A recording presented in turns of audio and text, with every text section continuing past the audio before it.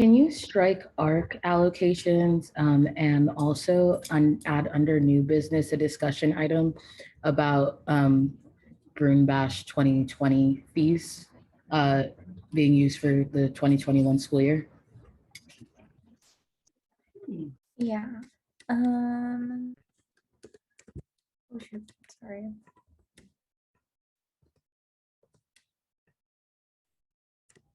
Bryn Bash fees for the 2021 school year. Yeah, thank you.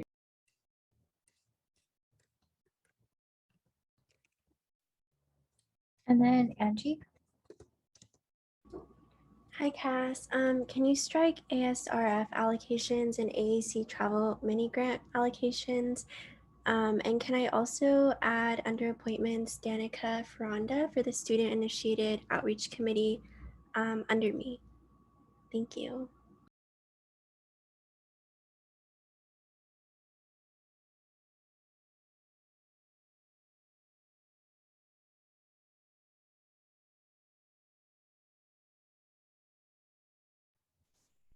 And then Promise, is that an old hand? Yes, sorry. Okay. I'm also going to add Orlando onto the agenda for administrative representatives reports. And Cassandra, can we also, under new business, we have to separate budgets from Mother Org's funding because budget is a voting. You need to vote that in tonight. So that's an action item. And those two items just need to be separated. Okay. So would we be voting on the budget?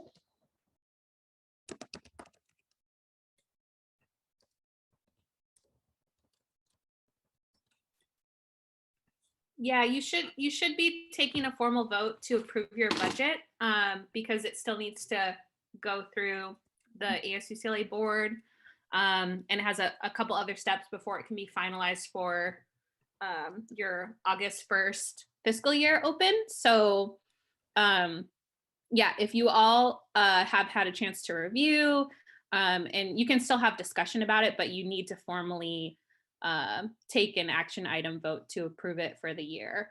And then same thing with any of your stipended appointments also need to be on the agenda as action items. So Yeah. someone will need to make a motion to change the agenda items to action, and then you'll need to do a council vote for that as well before you finalize your agenda.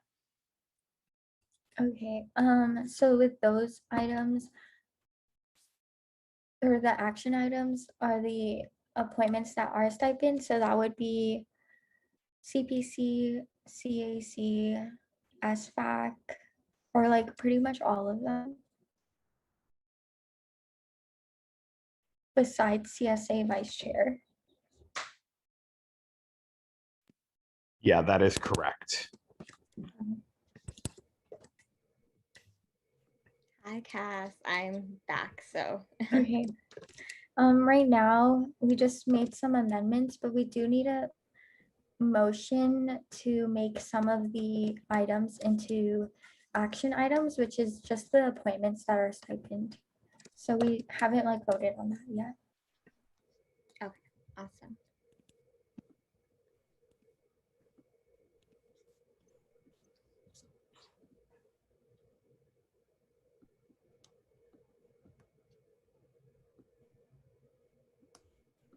Wait, are you working on that right now, Cass?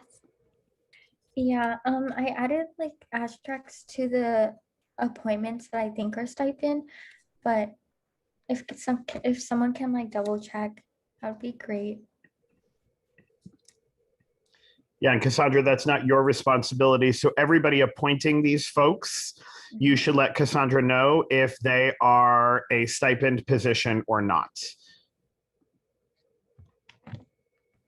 Okay, hold on one sec.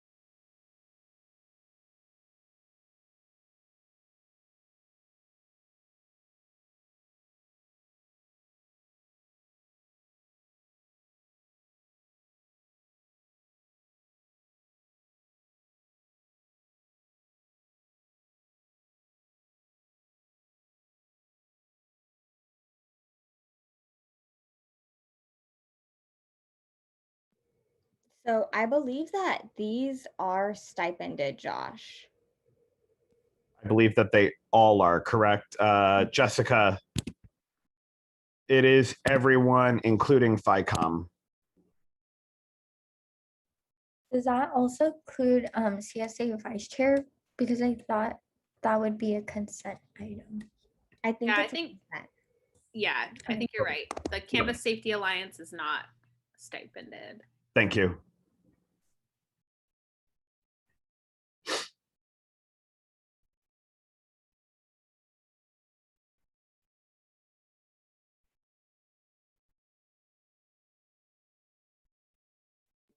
I thought it was.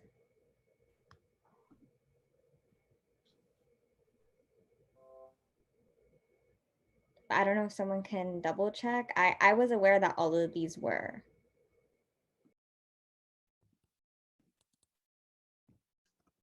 I'm also not sure if CRC is stipended, but I can double check in the bylaws real quick as well, if that's okay. I think it is, Tay. Oh. Okay.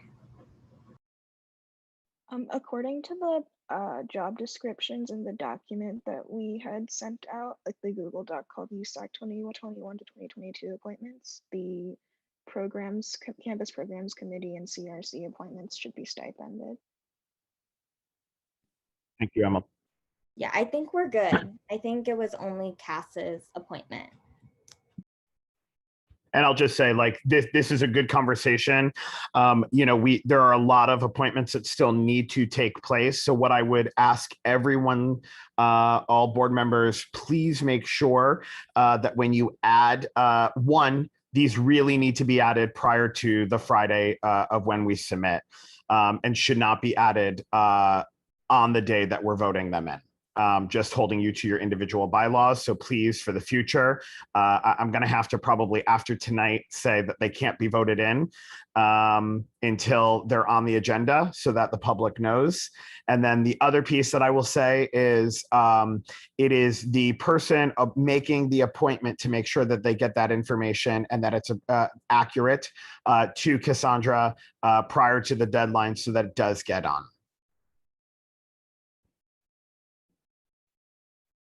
All right, so I think we can, I see one note in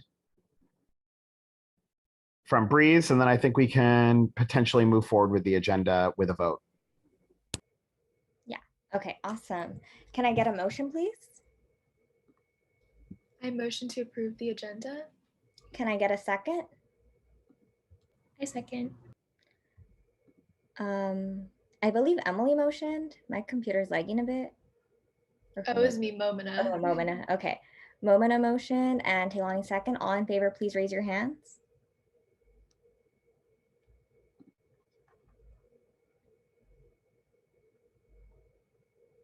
Awesome. And by a vote of 14-0, the motion passes and the agenda is approved. Moving on to the agenda we're moving on to the approval for the minutes of June 21st, I want to say. Hopefully everyone's had a time to review the minutes. Is there a motion to approve? I move to approve the minutes from June 21st. Can I get a second, please? I second. Jane motions and sorry. It was me, Maya. Maya seconds. All in favor, please raise your hands.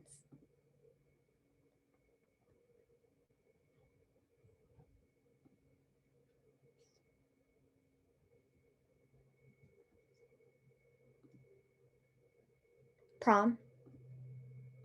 Okay, perfect. By a vote of 14-0, the motion passes and the agenda is approved. Perfect. Now we're moving straight into public comment. Public comment are 30 minutes that are allocated where each public commenter gets 2 minutes to speak once. Remember to follow community guidelines of challenging ideas, not individuals, using gender inclusive and respectful language. Freedom of speech does not mean freedom from accountability. Each speaker will be given 2 minutes and the opportunity to speak once. No dehumanizing language. With that said, we are going to start off public comment. Please raise your hands and I will call on you once Cass promotes you. And once you're in the room, please make sure that you keep your hand up. Thank you.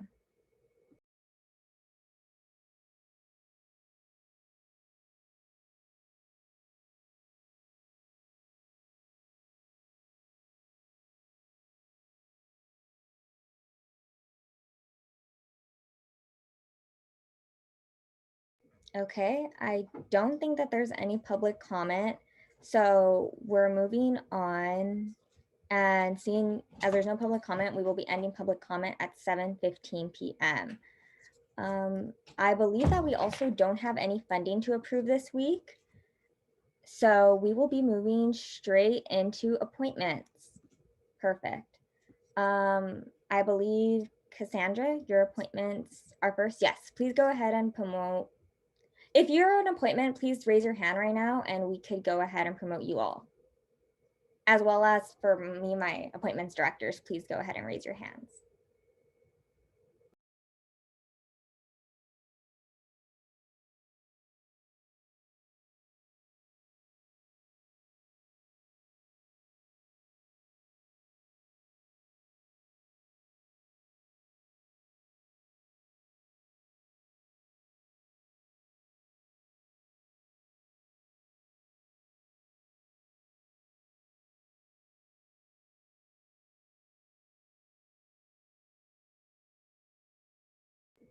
Okay, and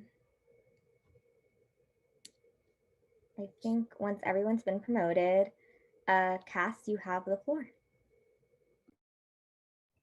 Okay, this is my first appointment, so I just like introduce them. Okay, and you can go ahead and introduce them, name, major, anything relevant, pronouns, or no, they can introduce their pronouns. And then you can move straight. Remember, everyone will be given 1 minute to do an intro, 15 minutes for questioning, 1 minute for closing, and then we will discuss as a council. Okay, I am happy to introduce Jeffrey Umana, who is a rising second year as my appointment for Campus Safety Alliance Vice Chair. After reviewing Jeffrey's application and knowing the hard work he has put into his community at UCLA, his first year in ideas, and so many other community spaces, I am confident that Jeffrey will do an amazing job as Vice Chair. And Jeffrey is very passionate about cross-community solidarity and ensuring that all student voices are being heard when it comes to safety, which is exactly what is needed for CSA Vice Chair. And then Jeffrey, you can go ahead to give a 1 minute introduction, right?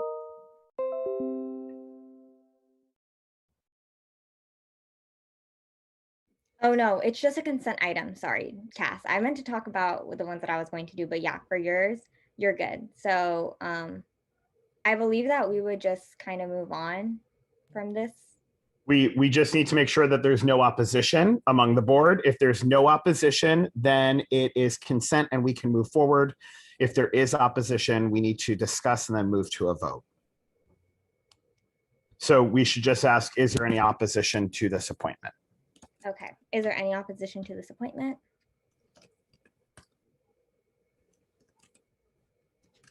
If not, congratulations, Jeffrey, on your new position as CSA Vice Chair. Perfect. Okay, and as appointments get made, you guys are free to go. I know no one wants to be here. It's summer break and it's a long night, so thank you so much. Or you can feel free to stay. Perfect. We're moving on to CPC, and for that, I will be passing it off to my amazing directors, Clarissa and Sam Solemnidad. Hello, everyone. Thank you so much for giving us the space here tonight to introduce some amazing students here at UCLA. First off, we're going to start with CPC, and I'll be introducing Kylie Kim. We were really pleased to interview Kylie. Her experience in CPC really speaks for itself. And we were really impressed by her knowledge of CPC operations in the remote setting. And we think that will be beneficial to our transition back to campus and in-person events. But yeah, she is a third year, and I'll go ahead and let Kylie introduce herself. Hello, my name is Kylie. I am a rising third year. I am majoring in molecular cell and developmental biology, minoring in accounting. And yes, I served on CPC for the last academic school year as an alternate, and I really enjoyed it. I learned a lot about not only just CPC operations, but different organizations on school, and just what an amazing such amazing events were being put on. And this following year, I just hope to do the same again, work on a transition back to maybe a hybrid sort of setting, at least for the fall quarter. And yeah, just work on making CPC flexible to all the different student situations out there, and to keep funding passionate student events. Thank you so much, Kylie. Okay, perfect. We will be now moving into the 15-minute question and answer period. Council members, if you have any questions, please go ahead and raise your hands and I will call on you.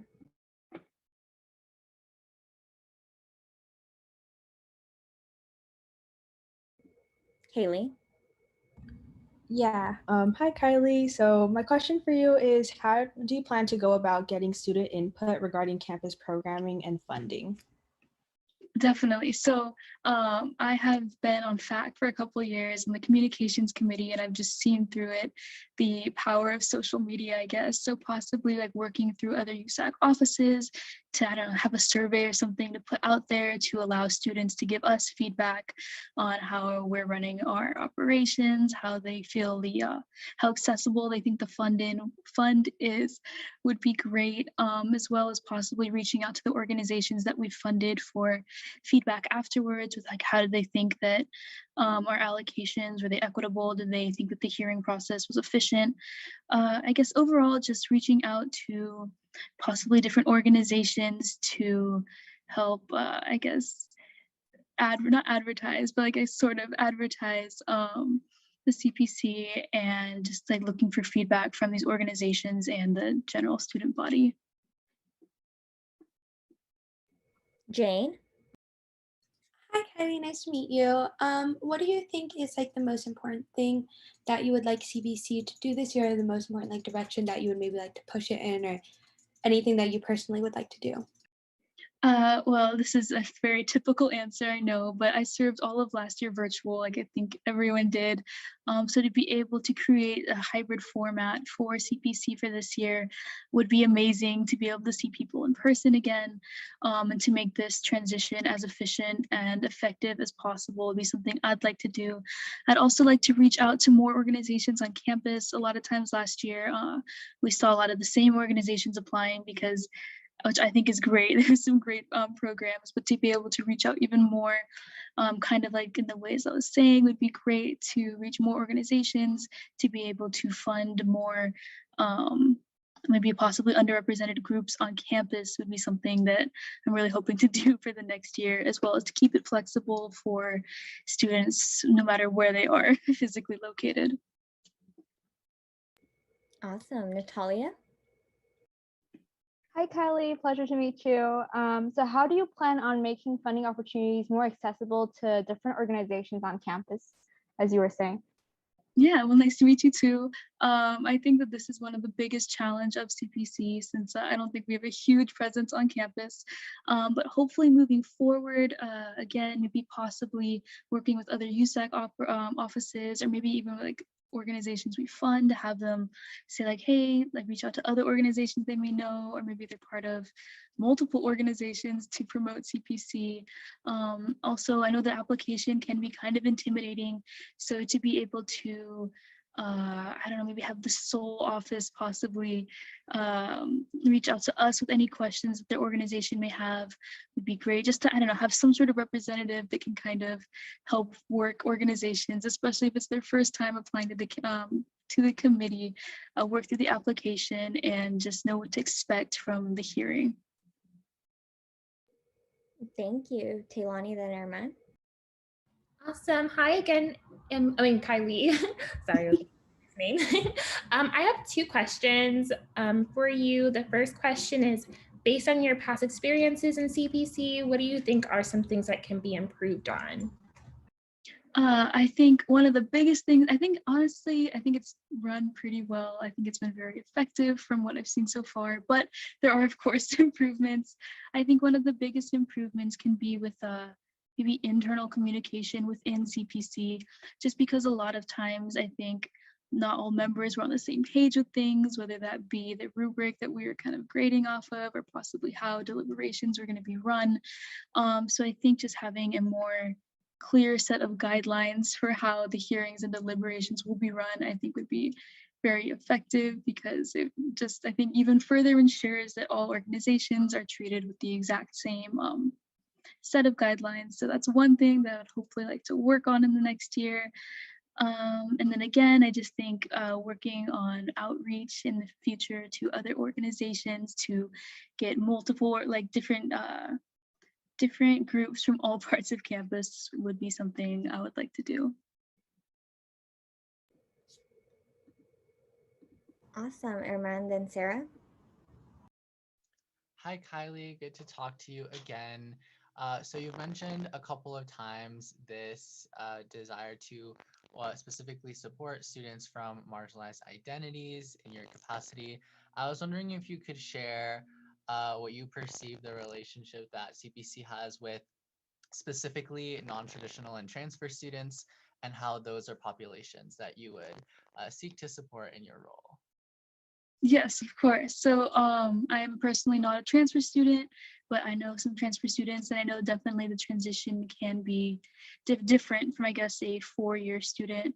And that's something that I would hope that everyone on the committee is very aware of, that it's a different process. And I'm hoping that in our training in the summer, that there could be like a bigger section on transfer students, just so everyone's aware of like the orientation process. And then because I don't think the knowledge on the committee was super high in this area. So it's another thing, I guess, referring back to the last question, that we can improve upon.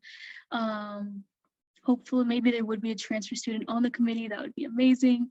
But if not, just further training, working with the transfer center, hopefully maybe using their resources to spread the word about CPC, letting transfer organizations know that we are a fund that's available and accessible, and hopefully ready to fund their events. So overall, I would say just more, I guess, information on the transfer process, and working with the transfer office to make our fund more accessible for transfer organizations.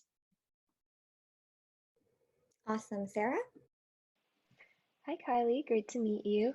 I'd love to hear you elaborate on what you mentioned earlier about standardizing the rubrics for the hearing. So what are some of the priorities that you have for this improvement process?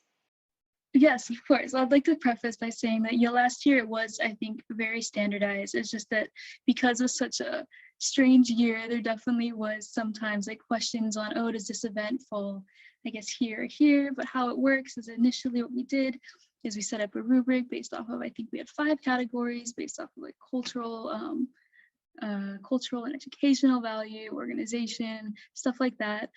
So I guess maybe just even refreshing that rubric maybe is a better way of putting it. Maybe even before the start of every hearing, like we join 15 minutes earlier, just to get a refresher on that. Any questions for possibly some non-traditional type events that we're going to be funding, especially with the transition back to in-person. It's definitely going to be, I think, a little bit tricky at times, but I think that's just why we just need to update ourselves and update, just answer any further questions that come up, I guess, as the year goes on and as we encounter new situations.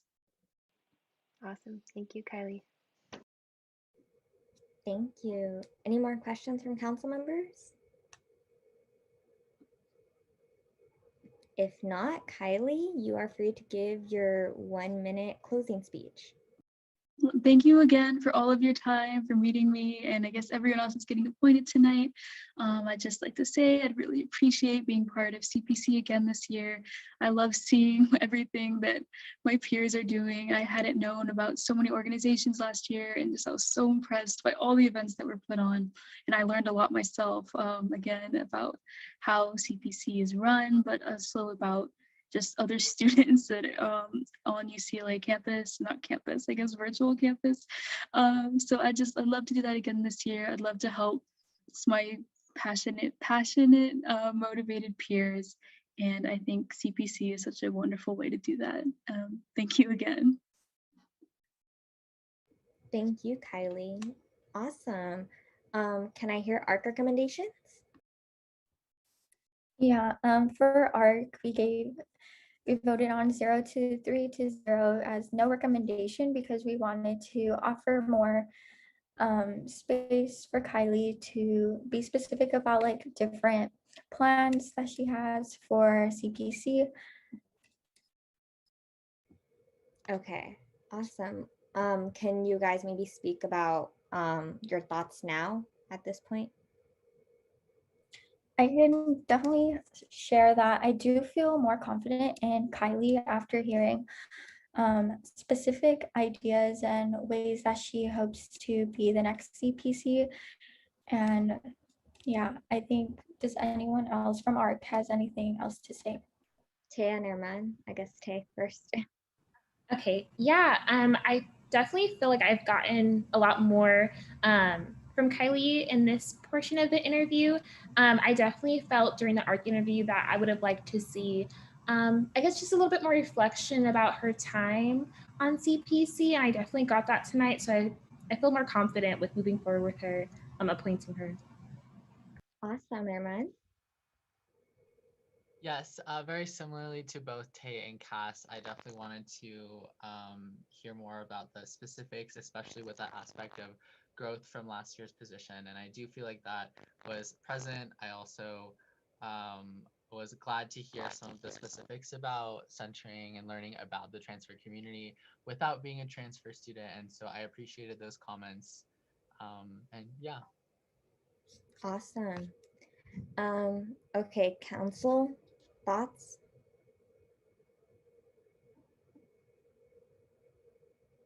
Erman again. Yeah, one more thing that I guess I would add is that if appointed, I would really hope that there's also a focus on the non-traditional students that make up the transfer community and those specific organizations such as parenting students at UCLA, as those are some of the specific subsets of the transfer community that often do need some more support. And those weren't mentioned specifically today, but I did just want to mention that that's something that I hope will be kept in mind for the future. Awesome. Any other thoughts from any other council members? Cass again? Yeah, I also wanted to add really quick that I do admire the passion that I saw tonight from Kylie, because it, like, CPC isn't just like offering funding, it's also like uplifting and supporting all of these like projects that the student organizations and student leaders and people in the community want to do. So I really appreciate that. Awesome. Thank you, Cass. If there are no more comments, we can move straight into a motion. Can I get a motion to approve Kylie Kim for the Campus Programs Committee? Motion to appoint. Motion to appoint. Sorry. I motion to appoint Kylie Kim to the Campus Programs Committee. Can I get a second? I second. Okay. All in favor, please raise your hands.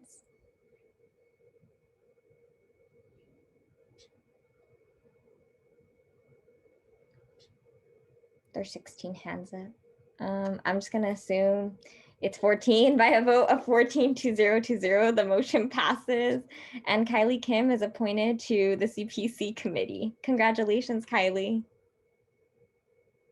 Thank you. Yay, virtual claps. Awesome. Moving on to Alan. And I'm going to pass it over to Gladys and Sam again. Hello, I'll be introducing Alan here. So Alan is here as a possible appointee to the Campus Programs Committee as well, so CPC. From our interview with him, we want to say we really appreciated hearing about his life experience, as well as about his passion for supporting the work that students are already doing to build community on campus. Really quickly about Alan, he's a stats major at UCLA, but I'll let him introduce himself more thoroughly next. Thank you, Alan. Hi, thank you for the introduction. And it's hard to follow Kylie, but yeah, real quick, I guess I'm a third year stats major at UCLA. And I have a passion for club boxing, for photography, and for data science in general. But one of my main priorities coming back in person is to give back and foster the community at UCLA. Yeah. Awesome. Thank you so much, Alan. Now we'll move straight into any Q&As, the Q&A portion of it. Council members, if you have any questions, please raise your hand and I'll call on you. Prom, is that an old hand or a new hand? Old, sorry. Okay. So I saw Armand, then Cass. Hi, it's good to see you again, Alan. I was wondering if you could talk a little bit about some of the priorities that you might have when it comes to this role for next year. Yeah, so I guess I mentioned in my past interviews that community has been a big part of what I want to focus on. So I guess growing up, I've moved around 14 sometimes over and over again, and that kind of stressed to me the importance of having a strong community and also appreciating diversity and the connections that you can build with different people who might not seem to be similar like at first glance. Um, but one of the big things that I want to focus on is inclusivity and community within the programs that CPC is promoting. So whether that be helping to fund underrepresented communities or whether that be reaching out and getting more transfer students involved in the work that we will be funding. And yeah. Thank you so much. Cass?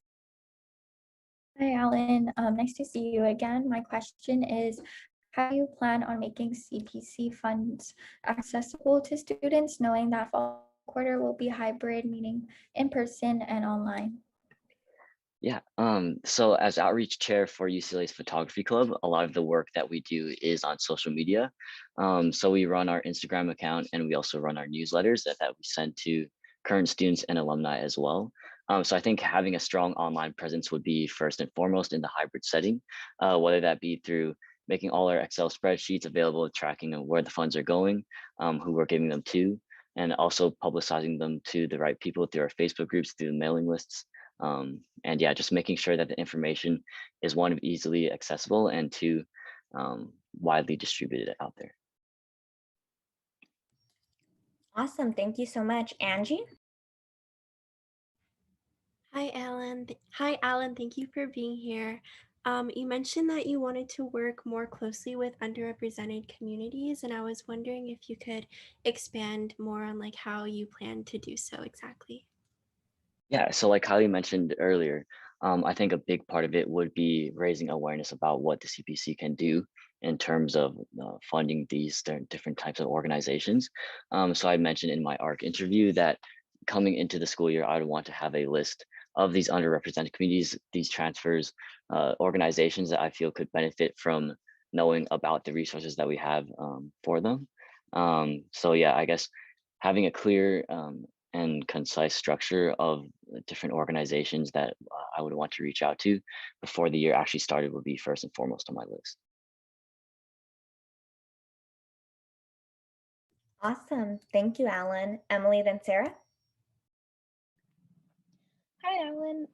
I was just wondering how you would plan to like make sure that your CPC is like very accessible to all students who perhaps may not already be on any sort of like in the know or like newsletter type of situations that CPC may currently have.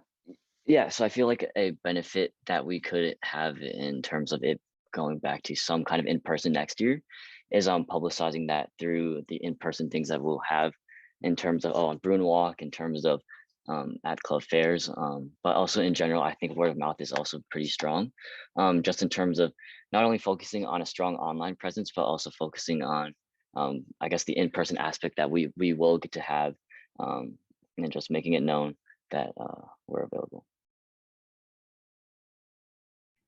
Awesome. Sarah?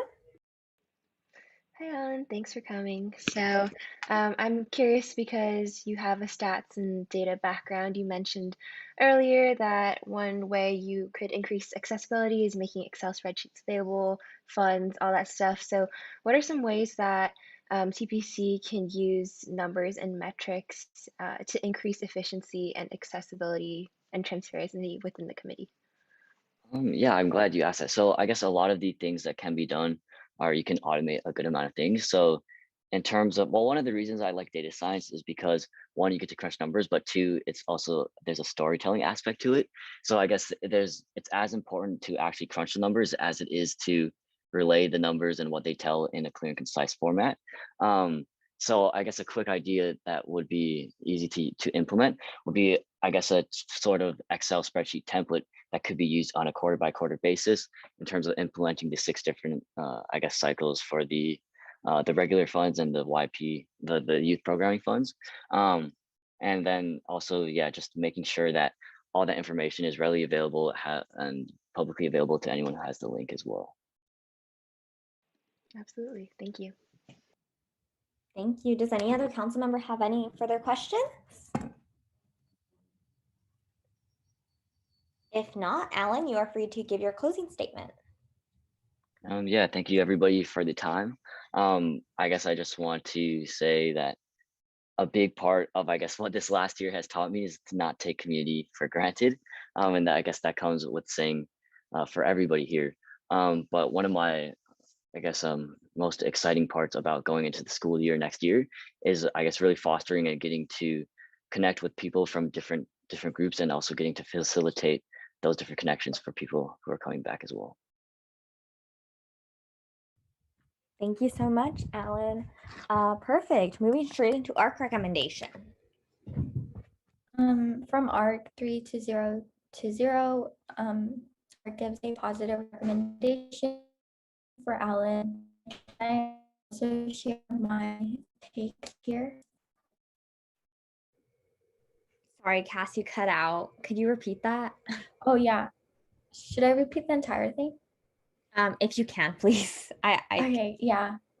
From ARC 3 to 0 to 0, ARC gives a positive recommendation for Alan to be CPC. And then from here, can I also just share like my sentiments? Yeah, of course. Okay, from the ARC interview as well as tonight's interview, Alan demonstrated a strong understanding of CPC and the different funds. And I really admired his appreciation for community, and I think he can definitely help foster community with different organizations as well as like just within like CPC as a whole. Awesome. Any other council members have any thoughts?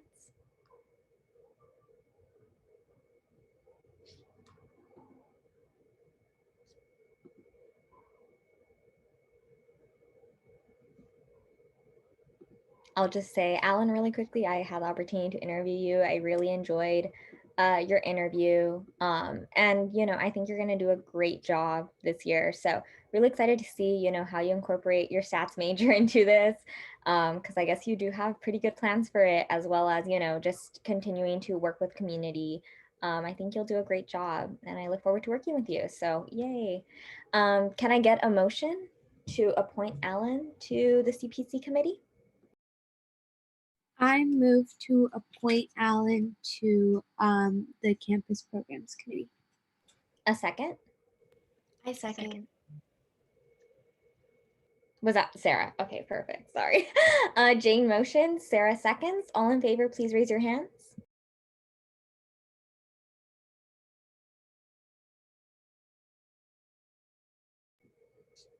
And by a vote of 14 to 0 to 0, the motion passes and Alan is appointed to the CPC committee. Congratulations, Alan. Virtual class. You guys, thank you. Awesome. Great. Okay. Moving straight into CAC. So I'm going to pass it off again to my appointments directors. Thank you, Breeze. So next up here we have Avenida, and we really enjoyed seeing her passion for volunteering and community service shine through during her interview. She showed great knowledge of CAC through her interview and just prior exposure to the committee. And yeah, I'll go ahead and let her take the floor. Thank you so much. Hello, everyone. I'm Avnita Chatterjee. I'm a rising junior, and my major is neuroscience. And I just thank you guys for this opportunity and just hope to give back to the community that has given me this honor to be a proud Bruin, and just hope to outreach and do more for all the student organizations that make us a big Bruin family. Awesome. Thank you, Avnita. Council members, if you have any questions, please raise your hand at this time.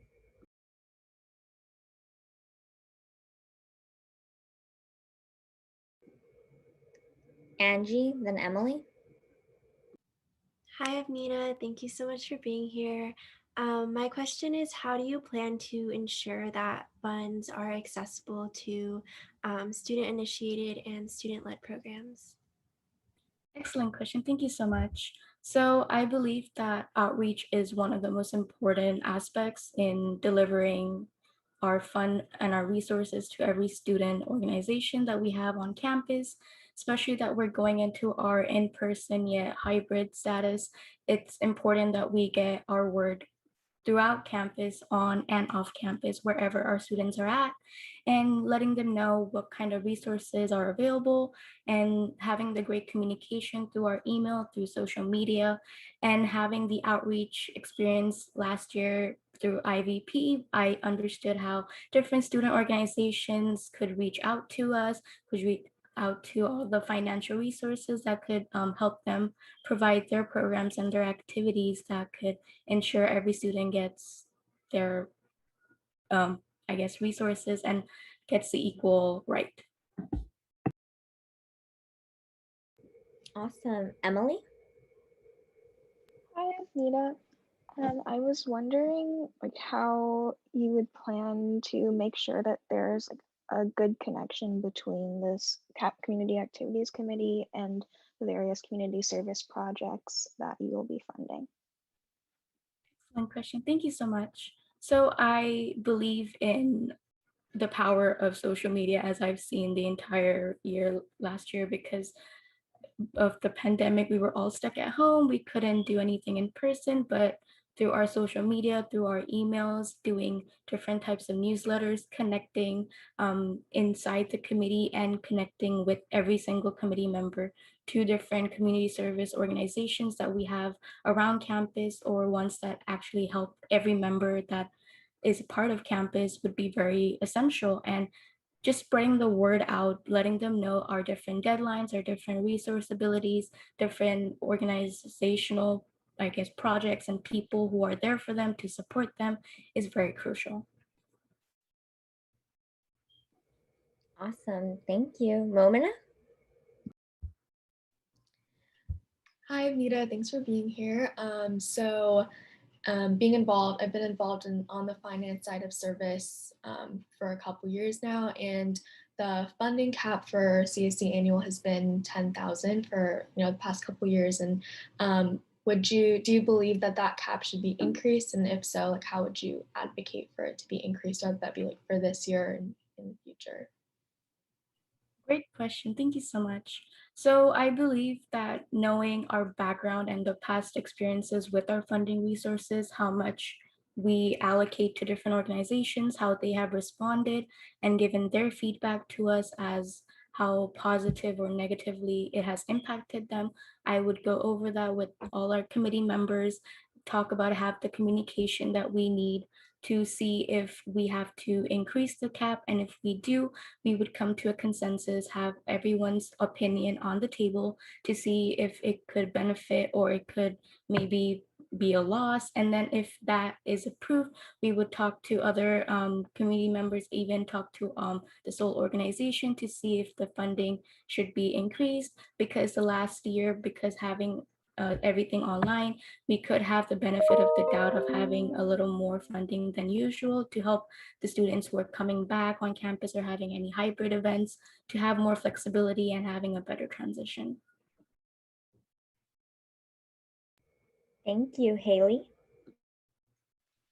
Hi, Avnita. So my question to you is, how do you believe your experiences so far at UCLA shaped your understanding as to how to best serve the student body through this role? Excellent question. Thank you.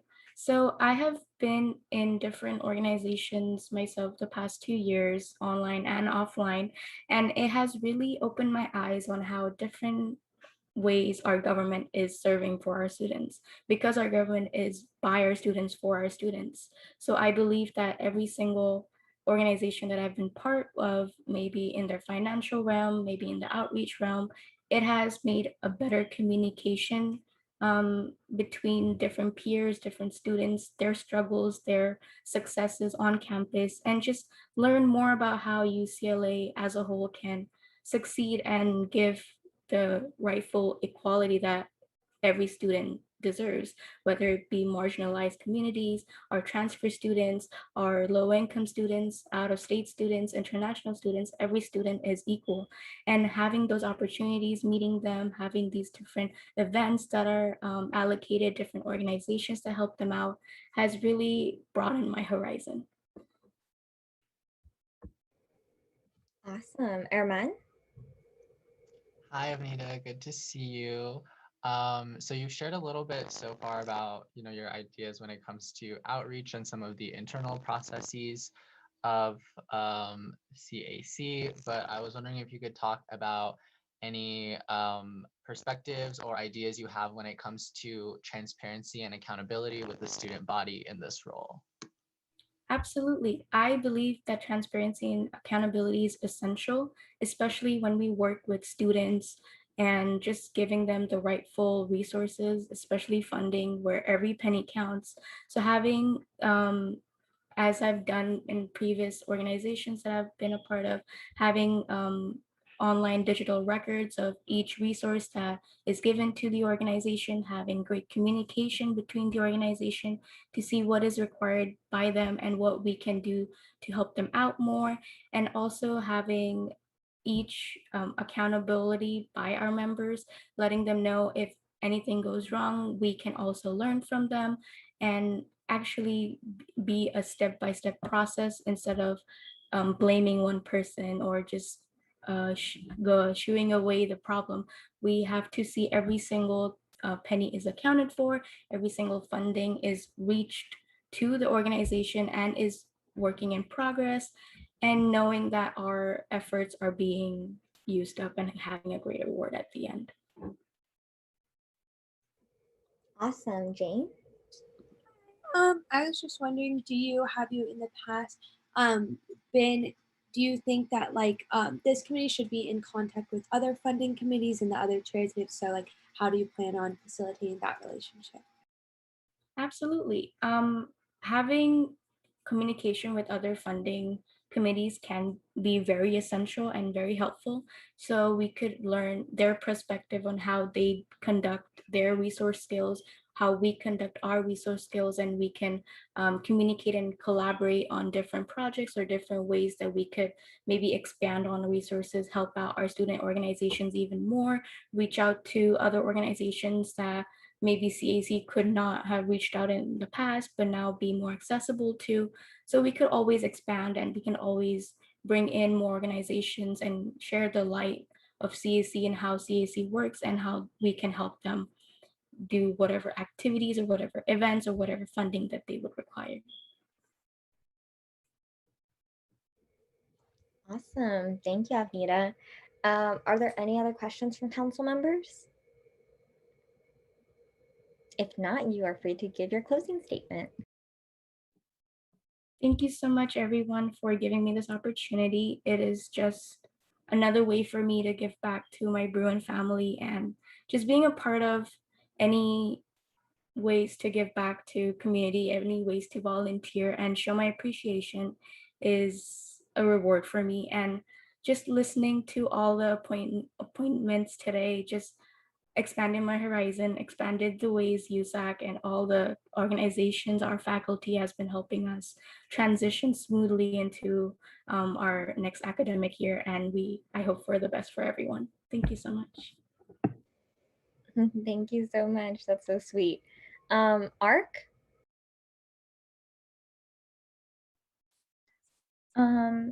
ARC gives 0 to 1 to 2 a negative recommendation. I did have to abstain for this because Avnita is in my office for IVP. So if anyone else from ARC wants to speak on this, please do so. Yeah, I can go ahead and give some comments and then see if Tay has anything she wants to share. But I think that we overall sort of felt a lack of actionable, detailed accounts when we were in the ARC interview in terms of specific changes and ideas for the committee, as well as some specific understandings of the operations of things like transparency, accountability, and equity and whatnot.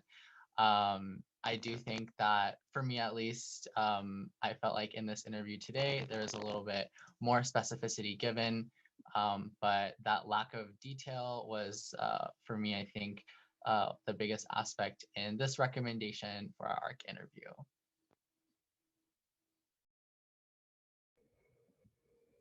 Hey. Yeah. So sorry, y'all. My laptop died. But not to be too repetitive, but just co-signing what Armand said. I'm assuming what Cass said too. I definitely wanted to see something that was a little bit more actionable. I do want to add that I did feel a passion from her in both interviews, both in the ARC interview and in this interview. And I think that passion will go a long way if she is appointed. In terms of, you know, really carving out the details of her role and like what that will entail for next year. So overall, I do feel better about this interview than I did in ARC.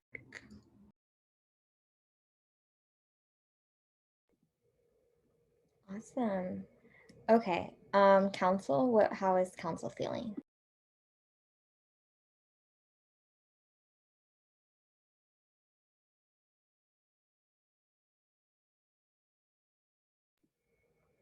Jane? I thought that she seemed like very passionate about the position. I mean, this isn't like a committee I know a ton about, but also wanted to take like ARC's recommendation into consideration. I was wondering, is it like, can Cass not say anything about her opinion, or is she still allowed to give her opinion?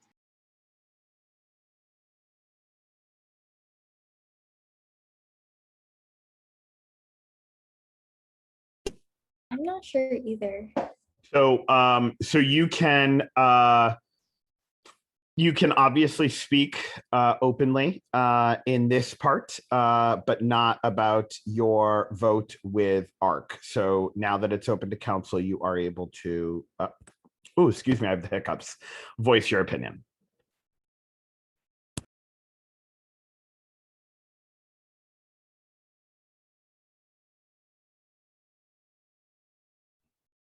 Okay, However, definitely. you are not required. Sorry, I should just note that. If you don't feel comfortable or don't want to, that's fine as well.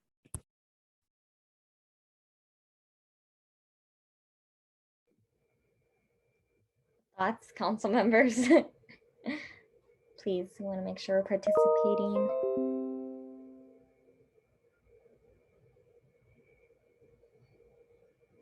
Well, Haley? Haley, then Carl. Yeah, I just wanted to agree with what Jane said. I don't know much about the committee, but I can clearly see the passion and her drive to execute the things that she was talking about. And just like based on this interview, I do feel comfortable personally with moving forward with her. And so I just want to say that. Awesome. Carl? I just wanted to say, you know, I'm kind of new to this, so the whole community activities committee. I'm like reading up a description right now. It says provide ongoing services to economically and socially disadvantaged students with communities, which is very important.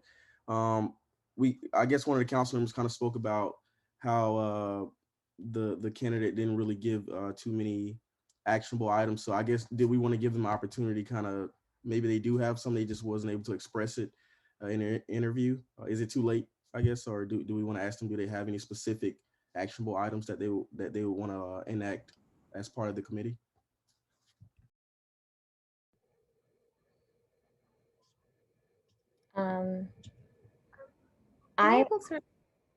Sorry, go ahead, Tay. I'm so sorry, Breeze. Carl just asked a great question, but for me personally, I do feel like she gave like that actionable thing I was looking for. For example, for like outreach, for transparency, I mean, she talked about using online digital records and like online records in general to, show the student body about like the transactions, funding allocations that are being taken place. And that was like kind of what I was looking for. And I think she showed that today. But also I would love for her to co-sign, not. Sarah? Yeah, no, I just wanted to echo what Jane and Haley said. I think that even all of us stepping into our offices had a lot of room for growth and learning opportunities, and I appreciate Avnita coming here to share her ideas with us today, and hopefully going forward as she gets like integrated into the committee more in depth, she can come to a fuller understanding of her responsibilities and go forward from there. Yeah, and I think everyone can like learn as they go, and really excited to see potentially what she has planned for the upcoming year. Okay, so my feeling is that the council was leaning towards a yes. So we'll move straight into a motion because we have quite a few appointments to get through. Can I get a motion to appoint, please? I move to appoint Avnita to the Campus Activities Committee. A second? I second. Angie motions, Jane seconds. All in favor, please raise your hands.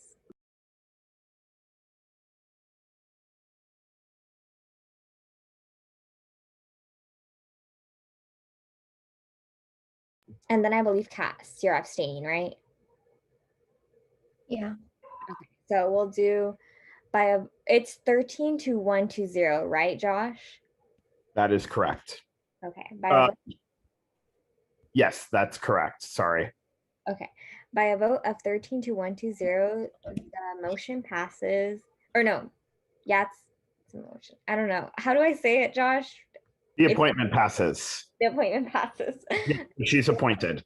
The appointment passes, and Avnita is appointed. Congratulations, Avnita. Virtual claps. Yay. Thank you so much, everyone, and I'm sure I will not disappoint. Amazing. Thank you. Passing it back to Clarissa and Sam. All right, next we have Jasmine Zhang. We interviewed her recently, and her passion for community service and service organizations was very clear to us, most evidently through her involvement in Asian Pacific Health Corps, also called APHC.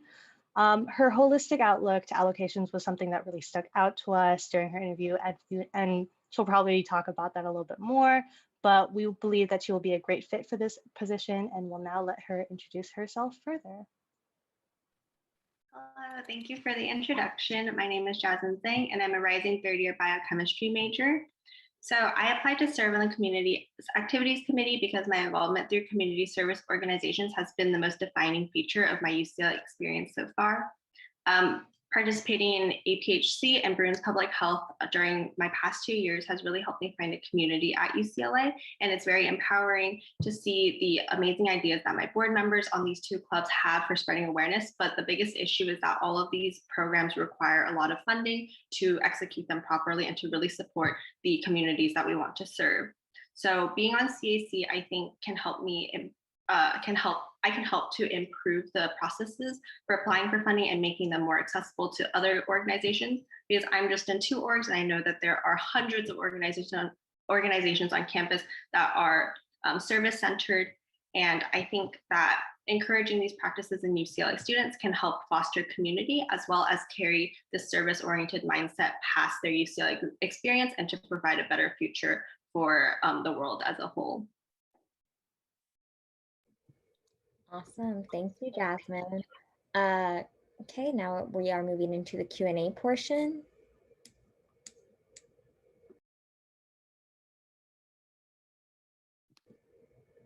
Council, if you have any questions, please raise your hand. Jane, then Momina, then Nerman. Hi, nice to meet you. What do you think is the most important thing you want to accomplish this year or work on in this position? Yeah, so I think the biggest thing as Avnita also mentioned in her interview, is the transition back to in-person. Because we've spent over a year online now, a lot of the new board members for all these orgs have not been on campus. They have not been around UCLA. They also haven't seen the club function completely in person. Like for example, in APHC, we normally have health fairs, and those are really long processes with early wake ups, a lot of inventory to keep track of, and a very hectic day at the health fair. But we haven't had any of those experiences this year. We've had virtual health fairs, which are great for the community as well, but nowhere to the same caliber as how hectic they would be in person. And so I think a lot of the orgs will also be feeling that as they transition back in person and working with remote and hybrid situations. So as CAC, as part of, if I am appointed to be a part of CAC, I really want to provide resources, whether it be workshops, tours, connection, like abilities to partner organizations together to help them support each other in re-accomplishing their missions or coming up with even better goals and missions to help these socially and economically disadvantaged communities. Awesome. Momina? Hi, so thanks for being here today. I have the same question as I did for the previous applicant. What are your thoughts on the $10,000 cap for CAC annual? And if you would advocate for increasing it, how would you do so? Yeah, so I think the $10,000 cap is definitely has the potential to be increased, because the CAC annual is where a lot of the clubs that I'm a part of, that's like the majority of their funding. And even though there are many funds to help support throughout the year, that's only, I believe, up to an allocation of $3,500. And transportation, especially as we transition back to in-person, takes up a lot of those funds. And I don't think that $10,000, especially when looking at the trajectory for the entire year, every club is always looking to grow as the new board settles in and learns more. And so sometimes what is seen as projected to be at the beginning of the year may not necessarily be enough to tide them through. So I think being able to increase that cap would allow for more buffer room for these organizations to do more and to grow year to year. Also, I think, again, I'm speaking on behalf of Asian Pacific Health Coach because I have the most experience with them, but I do think a lot of other orgs will run into a similar situation where, because we haven't had health fairs for a year and a half now, a lot of our inventory has and medical supplies have either expired or have been misplaced because we haven't been doing inventory for so long, or we're just unsure of what our current supply levels are. And so I think this year specifically will be kind of a resetting year, and many orgs might need extra funds to help get them back on their feet and running again. As far as how I would like to advocate for this, I think I'm not very familiar with exactly how these funds are allocated right now, but definitely taking a holistic view at where there is money that potentially could be spared to help increase that cap, and talking to the various offices and learning more, because we also don't want to take away money for other important other important funds for the UCLA community as well. But if CAC themselves are not possible, if it's not possible for CAC to increase the cap, another way would be to help them and liaison them with other outside funding sources, such as community organizations outside of UCLA, to help them get that additional support that they need in terms of funding. Awesome. Tay?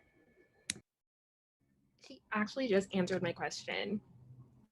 So if someone wants to, sorry, y'all. Herman, then Kat.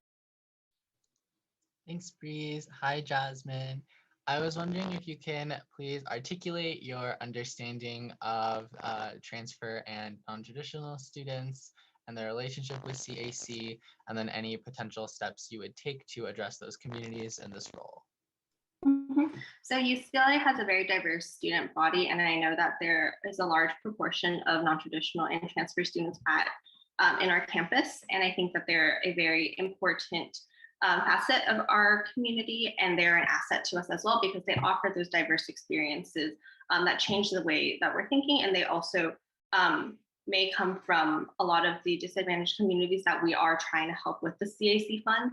So I think definitely making sure that the organizations on campus that are supporting these students and also the communities they come from is very important, to also help with retention at UCLA. And so specifically reaching out to those clubs and making sure that they're applying for the CAC funds. Or I mentioned this in my ARC interview, potentially seeing if there's enough money for a new fund during the year that could specifically target orgs that have maybe like greater than 30 or 40% member base of these non-traditional or college students. Awesome. Cass? Hi, Jasmine. It's nice seeing you again. My question is that we all like have our own communities, personal experiences, and priorities. So how will you be able to set these aside during the decision-making process?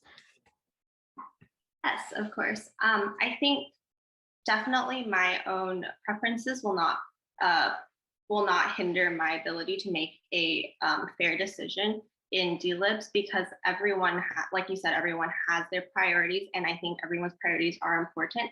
And it's really important to look at the concept of equity and the historical background of these communities and exactly what services are being offered. As a biochem scientist like background, I really like hard evidence. So if, you know, in their application, they have kind of the statistics to back like why they're specifically providing certain services or certain education, or why they need money to help a certain community, that would be a major plus in helping me to make that decision, because then I see the evidence of a need and then how they plan to go about solving that with the funds that CAC would be providing them. Perfect. Jane? Yeah, I was gonna ask, like, what do you think is your most important, like either personal skill or experience that will help you in this role? Yeah, so I would say as far as soft skills go, I think I have really good communication skills, and I enjoy listening to people's stories and kind of the background that they come from and trying to empathize with them. And I think that's very important in community service and in a committee that supports community service organizations, because everyone comes from such a diverse background, and every community has challenges that they've overcome in the past. And I think they're all important to, you know, be heard and be promoted among the UCLA community, so that the student body and the student volunteers become more well-rounded and aware of these larger issues. Does that answer your question?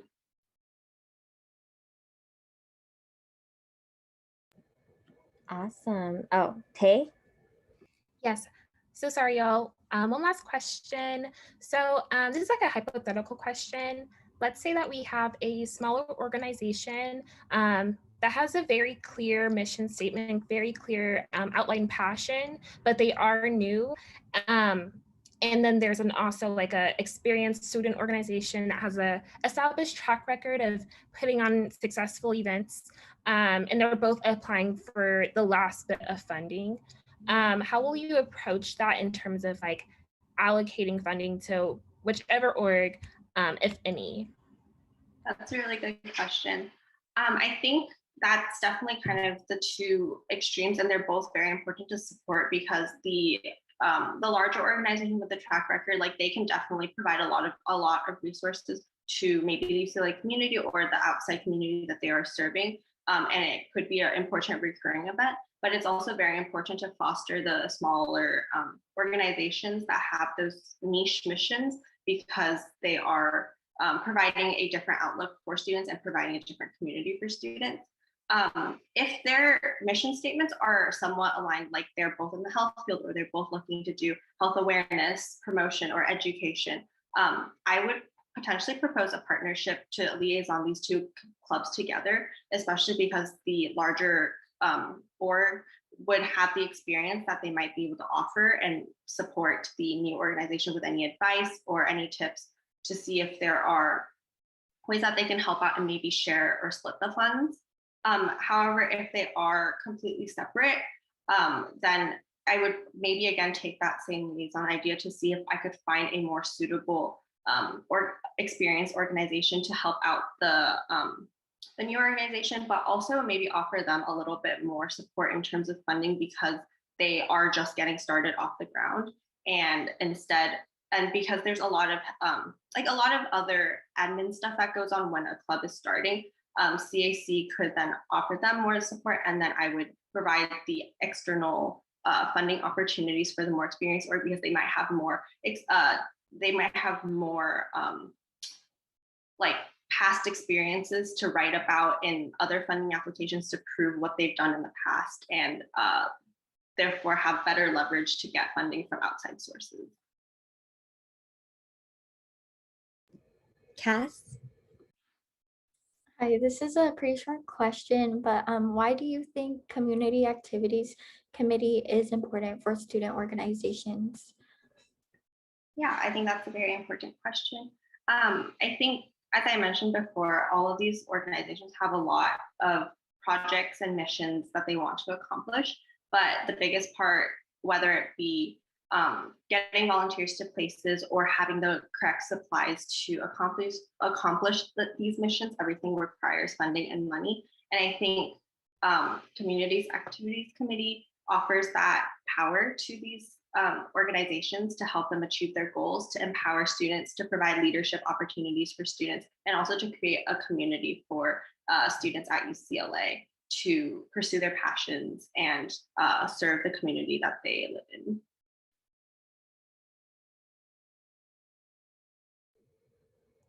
Awesome. Are there any other questions from council members? If not, we could move straight into ARC.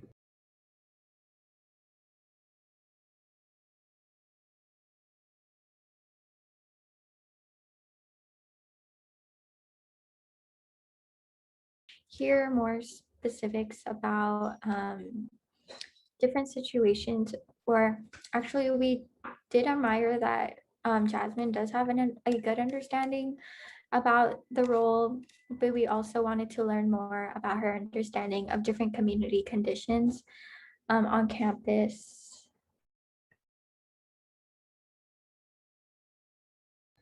Yeah, Cass, you cut out for me as well. Wait, Jane, did you want to elaborate on that? I think also if ARC has anything else to say, please do so.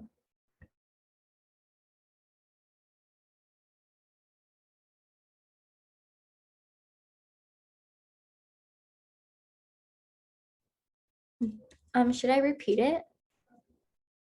Yes, please. Okay, sorry about that. I will repeat it now. ARC decision was 0-3-0, no recommendation.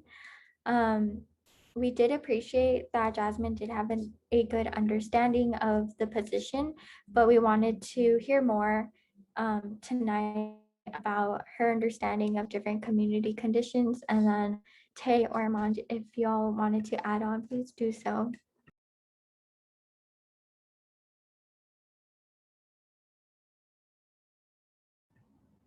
Yeah, that's pretty much sums it up, Cass. I didn't really have any like outrageous concerns beyond community conditions, as well as just making sure that we're reaching different types of orgs, not just health orgs. I know that health orgs were brought up quite a bit. And as someone with a pre-health, pre-med background, like I completely understand, but I also definitely wanted to hear a little bit more about other orgs and how we plan on, outreaching to those folks as well. Yeah, and I definitely think that she'll do a good job in the role. That was just the only concern I had. Armand, do you have any thoughts? Or... Yes. Okay. Yeah, pretty similarly to both Cass and Tay, I think that that specific of community conditions was a concern that I had. And I did want to be clear, I really appreciate the awareness of the differences that transfer students can experience in their time at UCLA. But I did want to kind of push back on the idea that they're assets to like the university, just in the sense that although transfer students absolutely do bring a wealth of diversity from the experiences that they have, whether that be from the workplace or from a community college or from another institution, these are experiences that should be considered in the context of their academic success at the university and supporting them at the university.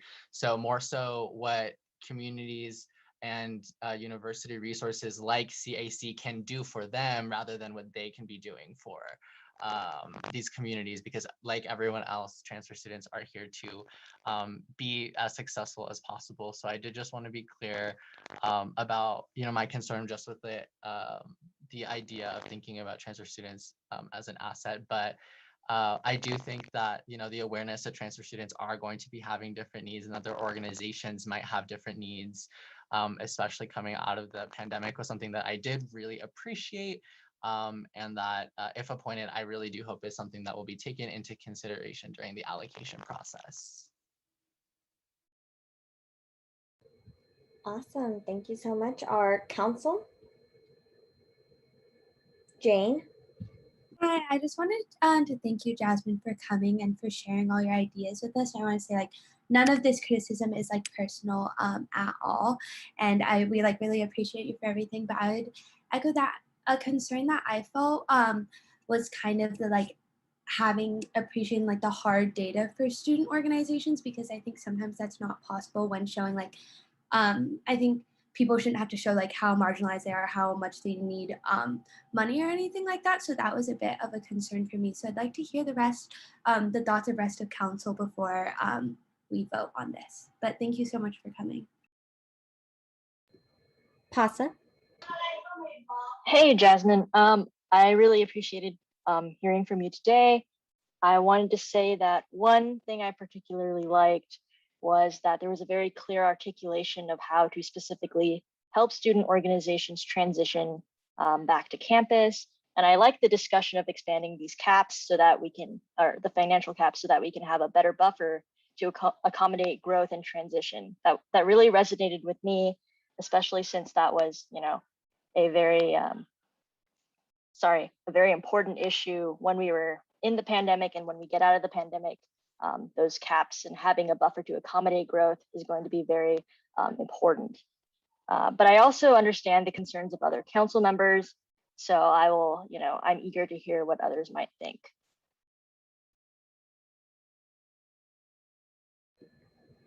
Thoughts, council?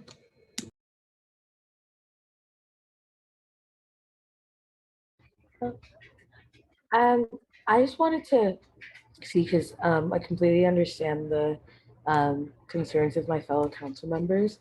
Would it be possible to kind of like get a clarification of like what was meant by like the statement about like collecting data from Jasmine? Yeah, if it's possible, I would love to clarify on that. Should I? Yeah. I think it's totally okay. I think we need to put a time limit on it, just because we only allow each candidate 15 minutes questions and answers. So if the council wants additional information, we just need to time limit it. Okay. I can keep track of time. We can extend it for 3 more minutes if that's what council is comfortable with. Okay, I'm opening up the question period again for 3 more minutes. Okay, so yeah, just to clarify on the kind of data portion, not necessarily like exactly how marginalized they are and how much they need money. Like I understand that all orgs have definitely, they definitely know what they're doing and why they're doing what they're doing, and they're passionate about it, but more so like the follow up on like how their project is being executed and like the reach of it, and maybe, not even like, I guess when I said hard data, that was a little bit harsh, but it doesn't necessarily have to be like cold hard numbers. It could also just be like service recipient or, education responses to like how much they learned, how much they enjoyed the program, and those kinds of like qualitative evals as well, to show that their projects are going along as planned when they originally applied for the funding, because CAC annual is applied for at the beginning of the year, and it's important to show that they kind of use those funds in the way that they originally planned to, or beyond, and had an impact with their projects and their missions. Awesome. Council again. Any other questions? Tay? Awesome. Thank you, Breeze. Just a quick follow-up. So yeah, given that CAC, is for economically, socially disadvantaged groups on campus, let's say that the evals, like there's low attendance, there's not a lot of students of color on campus. Like, would that play a factor in them receiving funding at all? Or is the evals just for like feedback purposes? Like, okay, this is how we can do better. It won't be like a barrier for them receiving additional funding, correct? Yes, it would just be kind of a check-in to make sure that they, have been following through and they didn't just the numbers of like attendance and stuff would not have any factor on this, but it's just kind of a way to keep everyone accountable because CAC themselves, in allocating the funds, there will be some sort of accountability there, but then also with the org receiving a fund, there should also be a level of accountability there as well. And these kind of evaluations to see the scope of their missions and projects would be kind of that flip side of it. Thank you. Awesome. There are no more questions from council. Does council feel comfortable at this point making a motion?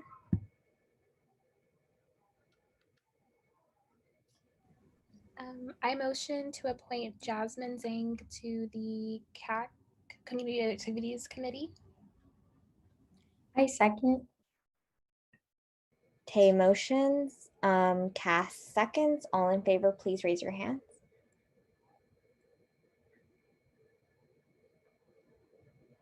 Perfect. And by a vote of 14-0, the motion passes and the appointment is approved. Congratulations, Jasmine. Thank you so much. Awesome. Okay, moving straight on to Karina and passing it back to my directors. Thank you, Breeze. Okay, so next we're gonna introduce Karina, who is here as a possible appointee for the Student Fees Advisory Committee, or SFAC. We were inspired by her extensive community knowledge and experience, and I'm sure she'll explain this more later and further in her interview, but she was previously involved in Samahang Filipino as its financial coordinator, which has given her a great understanding of the campus climate, as well as what the allocation process is really like. We believe she will be a great fit for this position, and I will now let her introduce herself further. Take it away, Karina. Hello everyone, my name is Trina. I'm a rising third year. I use she, her pronouns, and my major is financial actuarial math major. So I hope to be appointed as an undergrad representative for SFAC because not only does it align with my own career interests, but I believe I will be able to also expand my horizons and grow a lot from this position. Most especially with the fact that I get to work on a more institutional level where my efforts for advocacy for my community and those underrepresented or underserved may broaden as well. As mentioned, I was last year's financial coordinator of Sama Filipino, which allowed me to serve the org and the Philippines community at UCLA through a logistical and financial approach. So through that, I advocated for the needs of the community through strategizing and working on funding apps and attending hearings to allocate and budget necessary funds that are intended to be used to execute events or programs that would be beneficial for my community. I believe that with my current skill sets and knowledge, this will be great assets and builds a great foundation to approach or take on this position. Thank you. Awesome. Thank you, Karina. Any questions from council members? We're moving into Q&A.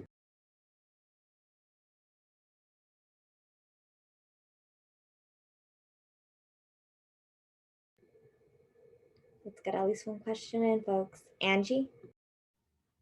Hi, Karina. Thank you for being here. I was wondering if you could kind of elaborate on what some of your top priorities are for this upcoming year if appointed. When you say priorities in terms of SFAC, by any chance? Okay, so I think my top priorities when it comes to being appointed as SFAC is to definitely put more voice into the underrepresented and the minority groups in general, or communities at UCLA. Just because when it comes to, let's say, funding, I feel like it's very it happens a lot where they won't really get as much funding as they need or as they want. For instance, if we, let's say, talk about athletics, like those are the probably more popular units that are funded because, again, it's like entertainment brings in revenue and a lot of people are participating in it. But let's say, whereas we'll think about other organizations that are hoping to get funding, they probably won't get, they will probably be invisible just because they won't, like, not a lot of people hear about them. So I think it's important to add more voice into that, and that's my main priority as pointing for SFAC. Also, at the same time, I feel like I would like to add more um, or like improvements when it comes to like outreaching, or let's say advertisement when it comes to like SFAC, just because although SFAC is pretty much public, meeting notes are available online or their website. I feel like not a lot of people know about it. And so when it comes to our student fees, we don't really get to hear about what really happens behind the scenes where our student fees actually go to. And it's really important because, again, we're the ones funding the programs. And yeah, pretty much it. Awesome. Jane? Hi, nice to meet you. I wanted to ask what is something you would be excited about given this appointment for the next year, and yeah, just something you'd be excited to work on. Oh, can you repeat the last part? I'm so sorry. And nice to meet you too. Just like something you'd be excited about to work on for the committee for next year. To work on the committee, I think I'm really excited about well, this is more on a personal level, but really being able to get more in depth when it comes to like finances and seeing how the allocation process with like student fees go about. Again, when it comes to a lot of financial work, it's very much behind the scenes, and it's not for many people in general. But I think there's a lot of power when it comes to money in general, as again, it funds a lot of our programs, a lot of events, and we need these funds to, provide for students or provide for UCLA in general.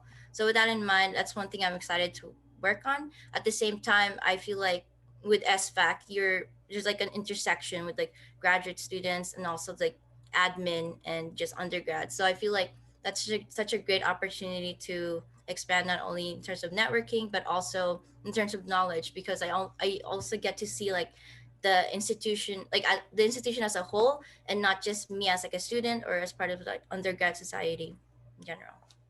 Yeah. And again, also as mentioned earlier, my kind of like platforms, I would say, and that's something I hope to look forward to. Yeah. Thank you. Awesome. Natalia, then Casa. Hi, Karina. It's so nice meeting you. So as you previously mentioned, how are you planning to amplify the voices of underrepresented communities in SFAC? So when it comes to amplifying the voices of underrepresented communities, I think when it comes to budgeting, it's really important to first of all, know like what our budget is. I would say for SFAC, it's around 2 million based on a few of my research. And I think so with that in mind, there's a lot of like these programs and units like kind of like competing to get, the funding or to get some allocation with this 2 million budget. So with that in mind, when it comes to looking into the different programs, I would have to take a look at beyond just like the typical like SFAC maybe rules that are applied. I would really try to emphasize like putting budget to those that are in need. So for instance, let's say LGBTQ community, they might need funding for, let's say, staff positions, because they probably don't have other funding pools. And whereas there's, let's say, athletics, they probably need something for transportation. So between those, which one would I fund? Although the staff position might cost more, it would probably be more beneficial for them, just because they probably don't have enough, like they don't have funding pools to touch into. And with that in mind, they would have to rely on us. And so with that in mind, I would probably be recommending for us to allocate some of our money towards them, even though the cost might be much more than, let's say, something else that's like transportation or any of that sort. But at the same time, I feel like as a student in general, I get the opportunity to really explore the different organizations that are on campus.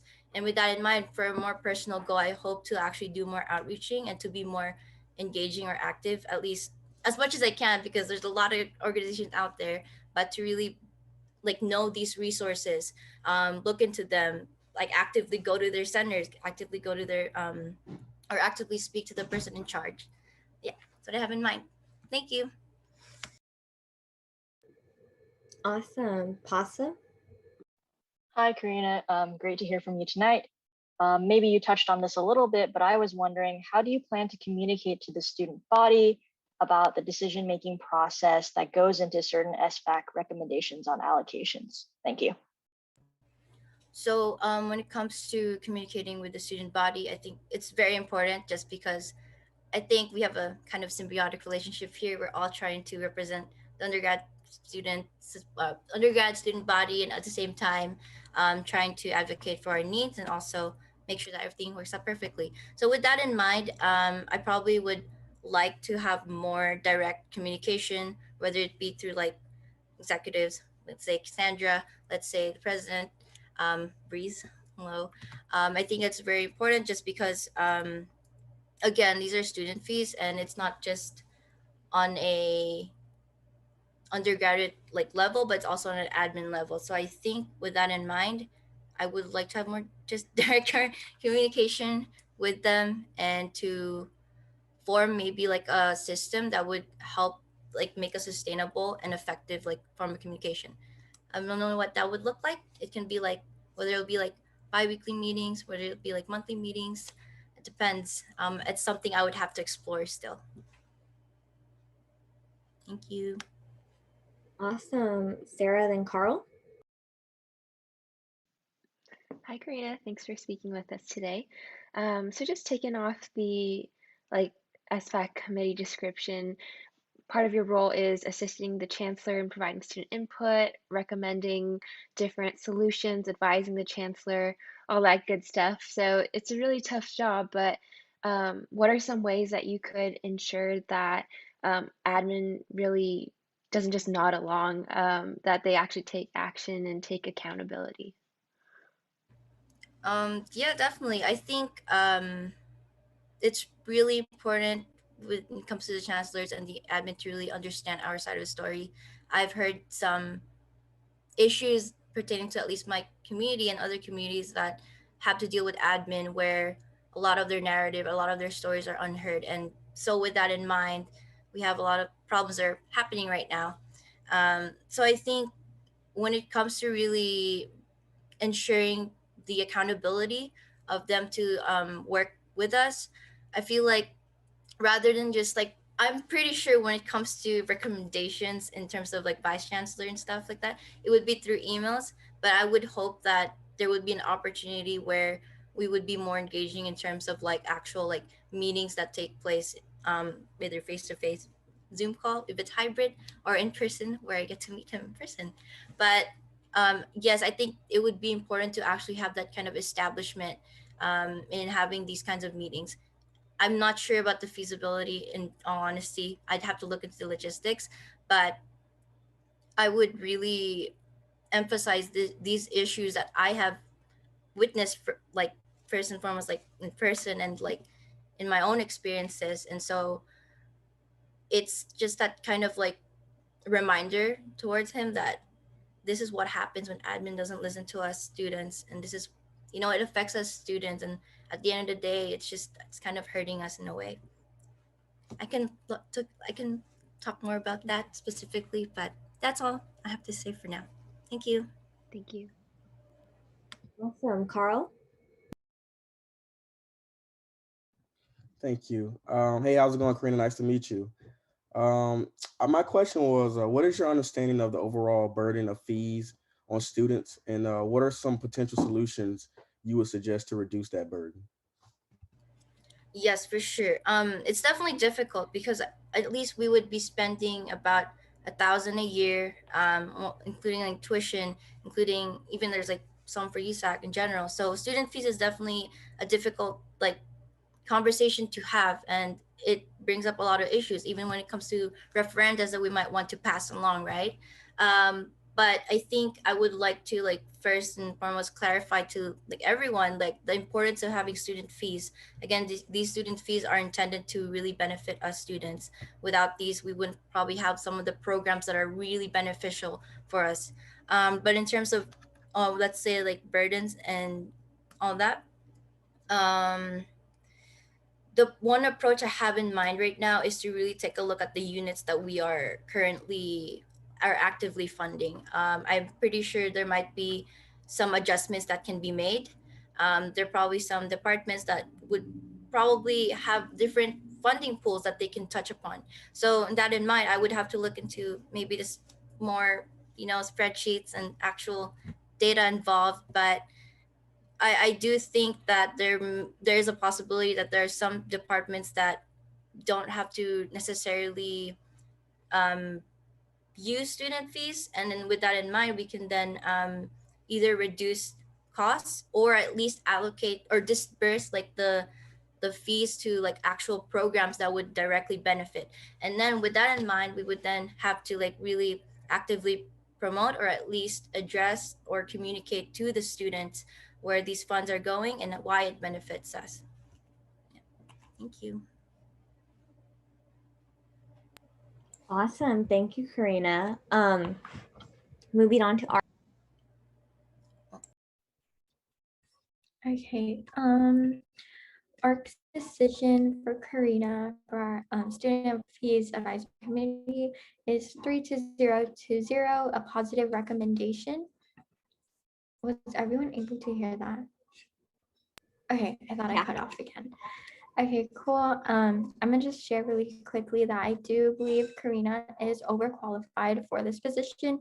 She is very like passionate about community and also communication, which is very much important for the SFAC role. Obviously, she does have the experience and also like the passion for like finances, but something that's really admirable is just like putting community first in these like spaces, because community is very much important, other than like the whole student fees.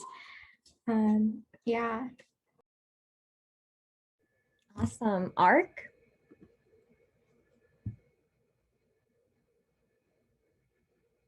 I don't have too much to add. Okay. I definitely agree with what Cass has said.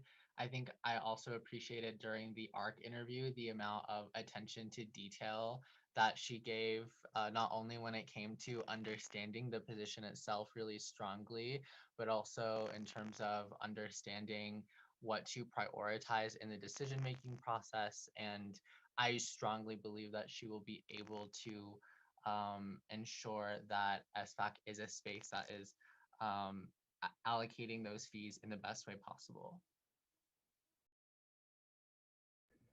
Awesome. So moving on to council, I can go ahead and start. I've been listening in, Karina. Sorry, like my internet's been cutting out and had to do some stuff with family. But yeah, I've been listening in. Very excited to have you as a potential SFAC appointment. I think that you have a really clear vision and a lot of your thoughts on like how fees are should be properly allocated and how they're allocated right now are very in line with my beliefs. And I think that you have a great vision for this position, so I'm really excited and I hope that you will get appointed. Any other thoughts from council members?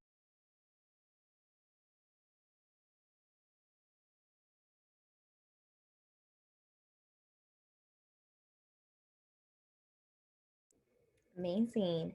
Can I get a motion to approve Karina, please? I motion to approve Karina Mara as student fees advisory committee appointment. Did I say it right? Yeah. Can I get I second. Cass motions and Talia seconds? All in favor, please raise your hands.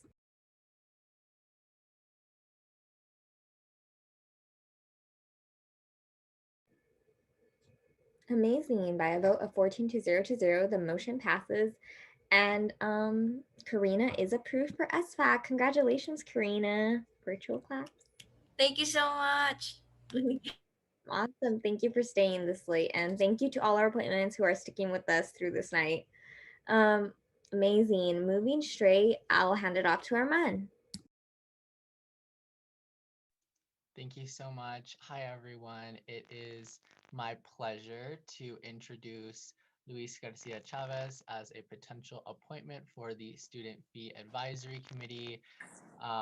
Based on his interview, I believe that he brings a really strong background, not just in terms of the awareness of finance and funding decisions that need to come to this role, but also the particular passions that he has for serving communities such as low income and first generation students that can be supported in different ways by the committee.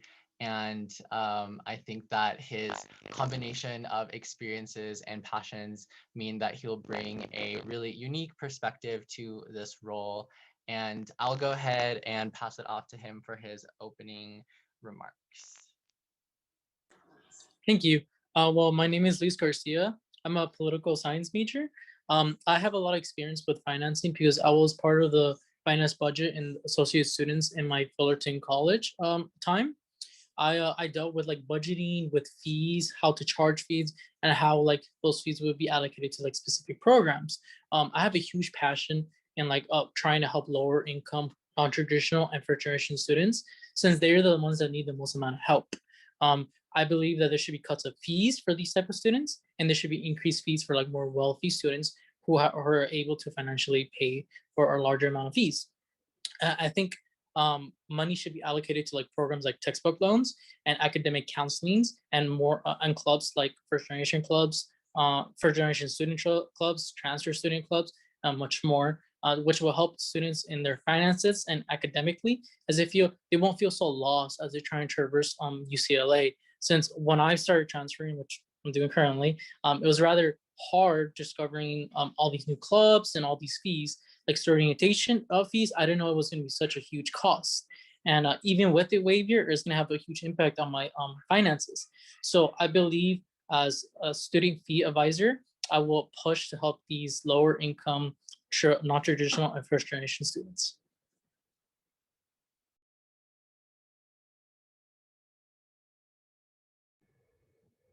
Awesome. Moving into question and answer period. Josh, I did have a question. And am I allowed to ask questions or no? You are allowed to ask questions. Okay, awesome. Okay, Q&A period. Council members, do you have any questions? Sarah? Hi, Luis. Thanks for coming. So, from your understanding of SFAC at UCLA, what are some initiatives or programs from your CC that you thought were particularly helpful that you think we could implement here at UCLA?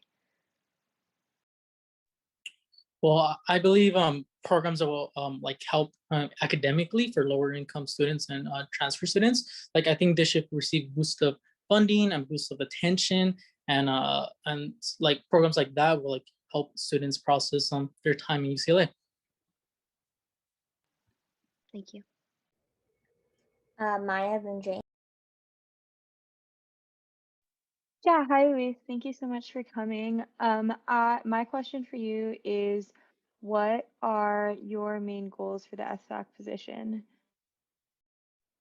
Well, I have three main goals. I want to cut fees for lower income and non-traditional and first generation transfer students, because they all tend to be the most financially uncertain and lower income, which I think to lower the financial burden and mental burden they are in UCLA, their fees should be cut.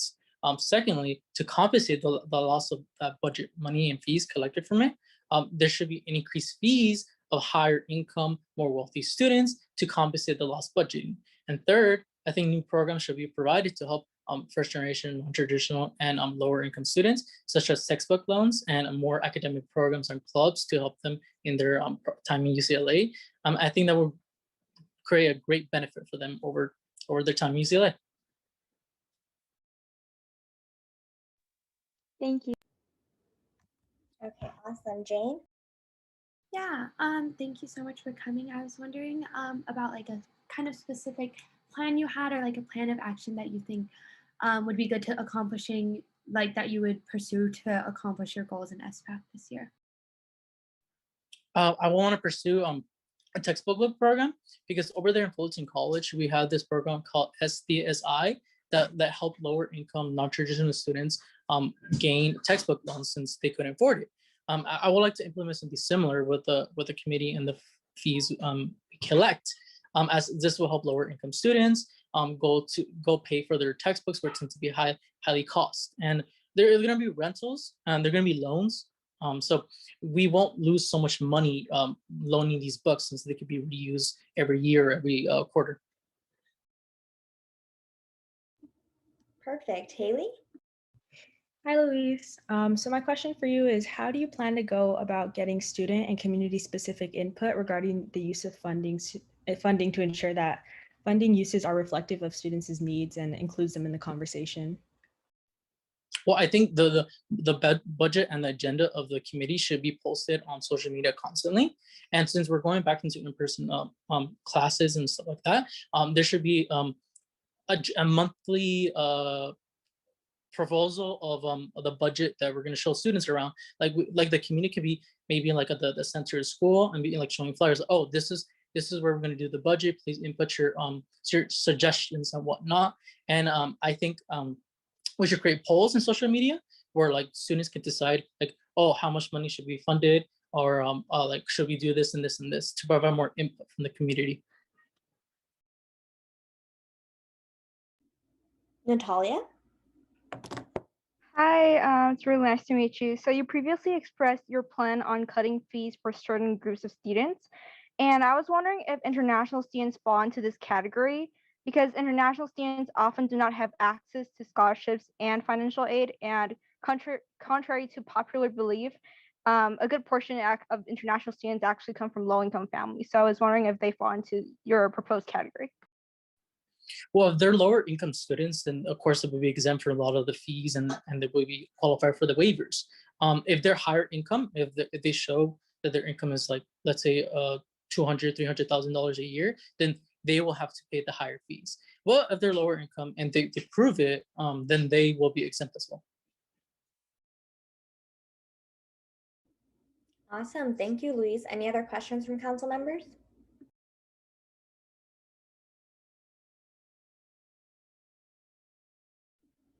If not, can I hear Art, please?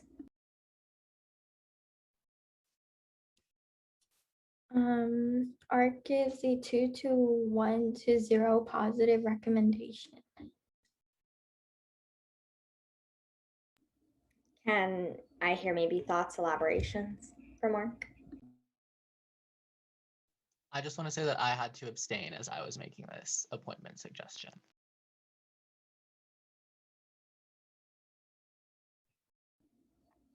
Okay. Council, can I hear thoughts?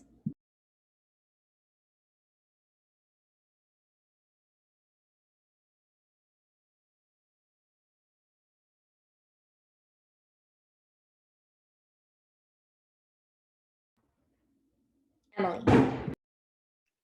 Hi. I think that Luis seems passionate about the role, and while I'm not certain that creating like forget what it's called, like a different amounts of fees for different students would be feasible, I think that a textbook loan program could be. So I think that was a positive in my opinion. Jane? Hi, thank you so much for coming. I really appreciated hearing all of your ideas. I kind of want to echo the same sentiment as Emily, where I feel like some of the cutting fees and others, I think that's something that I know, at least for USAC referendums, financial aid, like 25% of that money goes towards financial aid. So lower income students already don't pay those fees. So I'm not really sure how feasible that idea would be. So I'm not really completely sure, but I really appreciate the passion too. So again, I would like to hear from council more. Sarah? Yeah, Emily and Jane kind of said what I was going to say, so I'll keep this short, but I would really just advise caution when discussing tiered levels of fees for different students. And if you are going to discuss this idea, make sure that student input and student representation is really emphasized here. But aside from that, really admire the passion and the energy that Luis has, and excited to see what ideas he'll bring to life this year. Haley? Yeah, kind of echoing what Sarah just said, I really appreciate the passion that he has for this role. I do want to say that I wish that I heard some further elaboration in terms of the specific communities that he was planning to do outreach to ensure that they were aware that the committee was supporting them financially. And so that was my one comment. Yeah, I could go ahead and give some thoughts on this one. I think that the intentions are definitely good ones. And I do think that, while maybe some of it isn't feasible as us, since we sit on USAC, we are able to understand it a bit better. I think that, given that Luis is an incoming student, I think that the passion does exist. And, if he is to work with community, I think that there could definitely be an upward improvement this upcoming year, because I think that that passion to learn exists. But I don't know how the other council members think.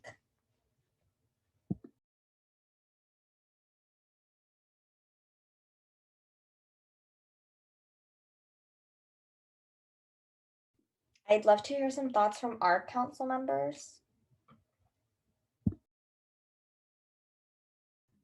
I can go.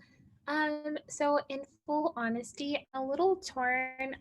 During the ARC interview portion, I loved his passion.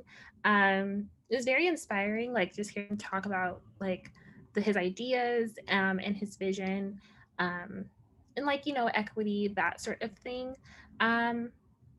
I don't know how I feel in this council interview. No hard feelings though. You did great in this one too.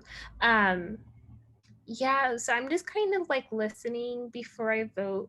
Kind of taking in the considerations that Sarah put forth, Haley, just kind of absorbing those before the voting decision. But you did a great job. I just wanted to make that clear. Thank you. Yeah, I think, yeah, definitely. I think that one thing that I personally was a bit afflicted on was kind of like the discussion of fees and cutting those fees. Just because I know that myself as a low income student, I don't have to pay those fees. So I know that low income students already aren't affected by those. And, a lot of the fees that are allocated through USAC usually go back to serve students that are of low income status. But again, it might just be like, an incoming student perspective that just that transparency isn't there quite yet. Jane and then Prom. Yeah, I just wanted to kind of ask if there was a possibility of like either tabling this or waiting, because I feel like as an incoming student, we shouldn't expect Luis to understand everything. That's like how student fees work at the entire university and stuff. And I see his passion for this position. And I would love to have him in this position, but I was wondering if there's a way, because I personally, I guess today don't feel comfortable voting yes, if there is a way that we could like table this or bring this up when he might have a chance to learn more about student fees at UCLA and how they work in general. Yeah, I definitely think that that's something that we could do. We would just have to move it, and you could come again next time, Luis. I think we can go through the Q&A period one more time and, just kind of see where you're at. In the meantime, you could definitely speak with current folks that, or I guess they termed out, but folks that speak on were on SFAC this past year, get their perspectives, and you're free to reach out to any one of us as well, to just gain more clarity on like some concerns that council members expressed right now. Prom?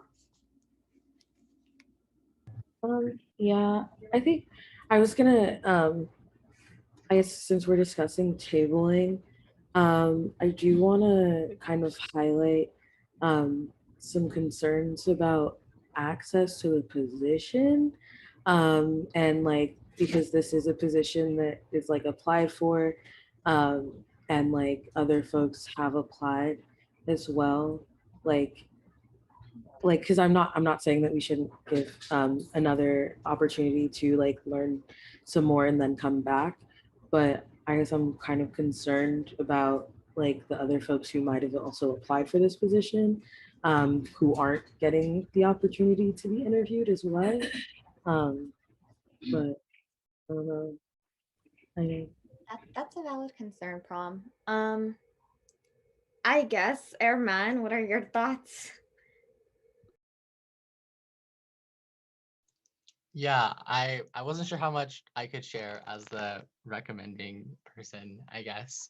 But I think that one of the things that comes to mind to me a lot for in terms of equity for the types of transfer students that can either be in this role or have equity to this position is that level of institutional understanding that, you know, isn't really accessible before transferring to the institution.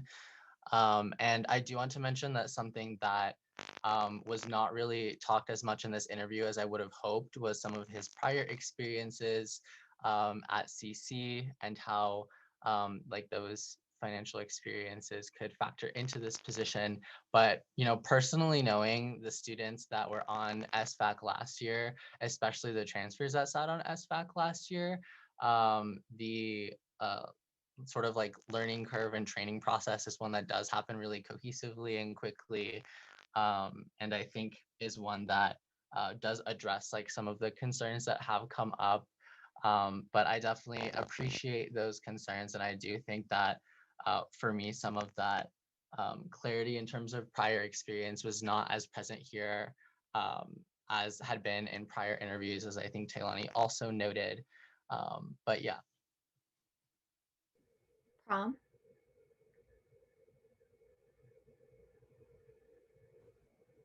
Could you repeat the last part of what you said, Herman? Sorry, cut out for me a little.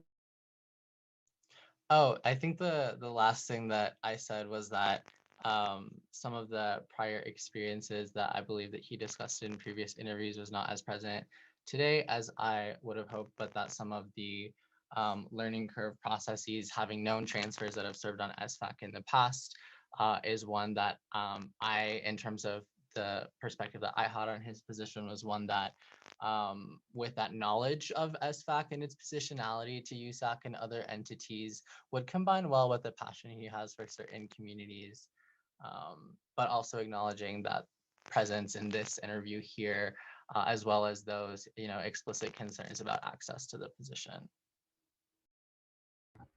Thank you, Herman. That helps a lot and gives a bit of perspective.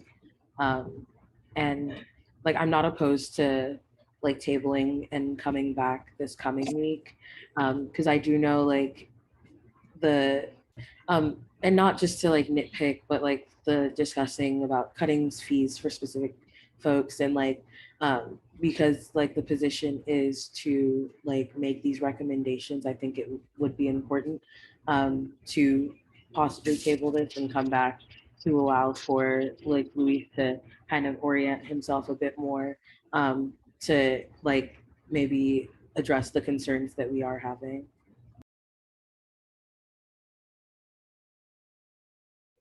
Awesome. Okay, Josh, is it just a motion to table this? Yes, because this is an action item, we do need to put a vote, so you would have to table it. And then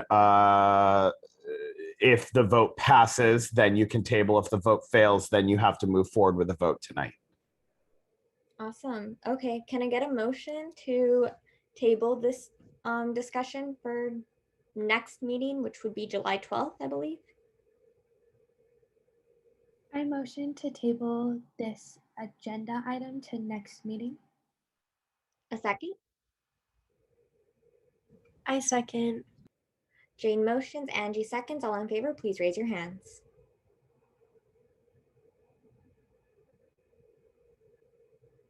Perfect. By a vote of 14-0, the motion passes, and this item is, it's moved. I don't know how to say it, sorry. It's tabled until next week or until next USAC meeting. It's tabled until next USAC meeting. Thank you so much, Lise. And like I said, feel free to like message any one of us. We're completely door open if you have any questions about this. And I also encourage you to reach out to current folks that sat on SFAC this past year. Awesome. Thank you, Luis. And sorry that you come again. We'll try to put you at the top next time. No problem. You have to stay this long. Thank you. Bye-bye. Bye. Moving on to Emily. Hi, everyone. I'm happy to introduce Carlos, my prospective appointee for CRC. Carlos is a rising fourth-year transfer student studying anthropology. He's very passionate about, and he will speak to it as well, about retention specifically for transfer students here at UCLA. And with that, I think I'll let him take it away.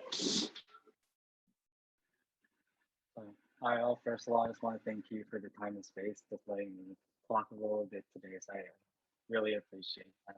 So as you heard, I am Carlos Zing, rising senior, so second year transfer student, pronouns are he and his. And you know, for me, entering UCLA, I've always thought about retention because I learned a lot about retention rates coming into UCLA, and it really shocked me just learning a little bit more about it. Learning that within 6 years, an average UCLA student, they have like a 90 to 92% retention rate. But then when you consider intersectional identities, like how being a transfer student and further compounding that with the idea or the identity of being a low income transfer student drastically affects that.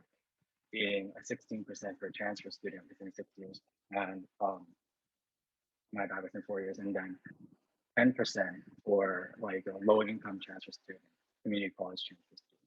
And really those numbers really shocked me and it really like resonated in my mind coming in.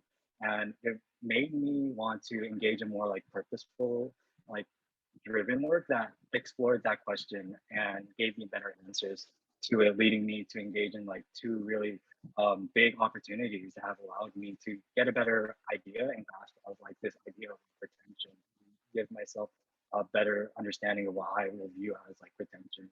And you know, one of them being at the state level and the other one being locally at UCLA. And at the state level, I was able to engage with nonprofits that would create policy memos outlining like the student voice, the current student voice, and what students need to happen by California policymakers to further like bring awareness to the issues they're facing when it comes to the indirect cost of college and how that affects their own personal retention rates. As a college student, with my specific focus being on like community college transfers and how like the housing market for college students disproportionately affects community college students, California community college students, and how that thus affects like their attention.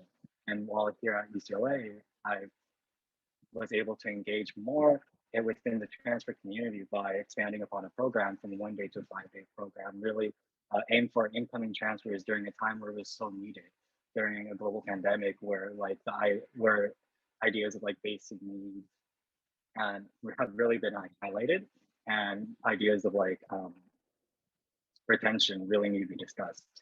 So expanding upon that program from 1 day to a 5 day program, focusing so mainly on like what the incoming transfer student wants to see to like best for the matriculation process here in UCLA to best make it like them successful and set them up for success. So those really shaped my ideas of like what retention is and solidified my retention for it.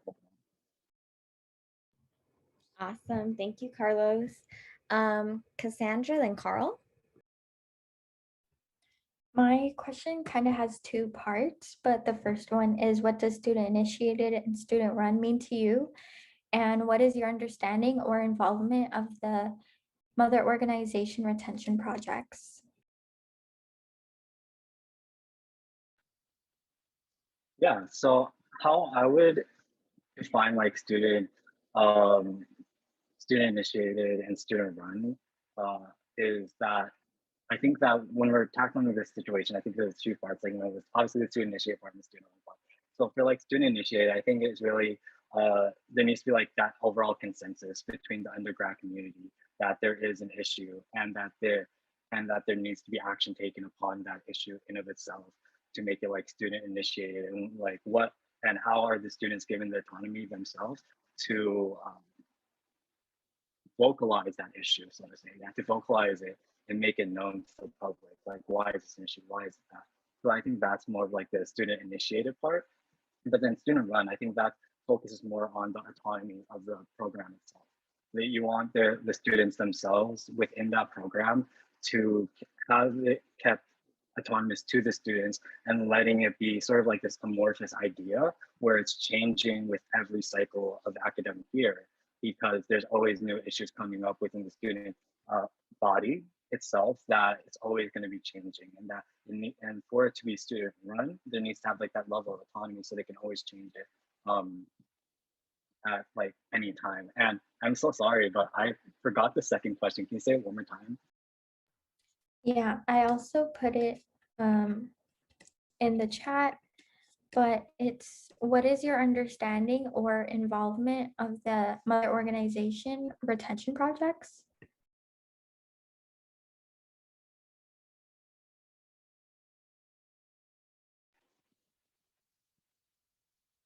Yeah, sorry about that. So from my understanding that within the CRC that there's 5 different mother organization retention projects, all aimed towards servicing 5 different communities that have had like historically have had like lower retention rates within the undergraduate population itself, and these projects are really aimed towards like uplifting those communities and focusing both like socially and academically on how they can like improve retention rates. And outside of those 5, oh my bad, I was thinking about something else. But yeah, so with each one of those programs, they have different activities, I guess you can say, as well as they have like classes that the students can take 4 units to understand various aspects of retention, whether it's like focusing on academically or focusing on like professional development as like a leader. Carl? Hey, thank you.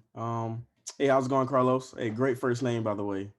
So my question was more specific, kind of piggybacked off the last question, but it's a little bit more specific. So I just wanted to ask, what is your understanding of the Black community's retention rates on campus? And with that understanding, what are some possible solutions or ideas you have that could benefit that community on campus? Thank you. Yeah, that's a great question. And this is one of the areas that I definitely don't have the largest knowledge in. So I think that when answering this specific question, and this can be applied to other communities overall, but it's just recognizing the areas where I lack my own personal knowledge in, and being willing to like communicate to leaders within that community, but as well as like self-educating myself further on what the like retention rates look like within these different communities. And then I think when you're looking at learning more about communities that you don't have much knowledge in, it's really important to, in my opinion, look at it more qualitatively and decide to not just look at the numbers, but like then because people aren't just a number, you need to really talk to the community themselves and learn what that issue of retention or whatever issue it may be manifests itself within that community.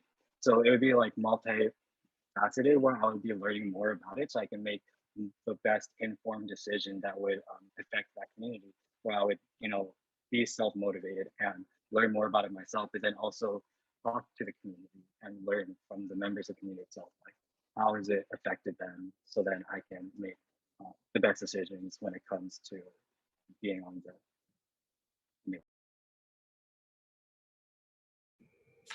Awesome. Jane?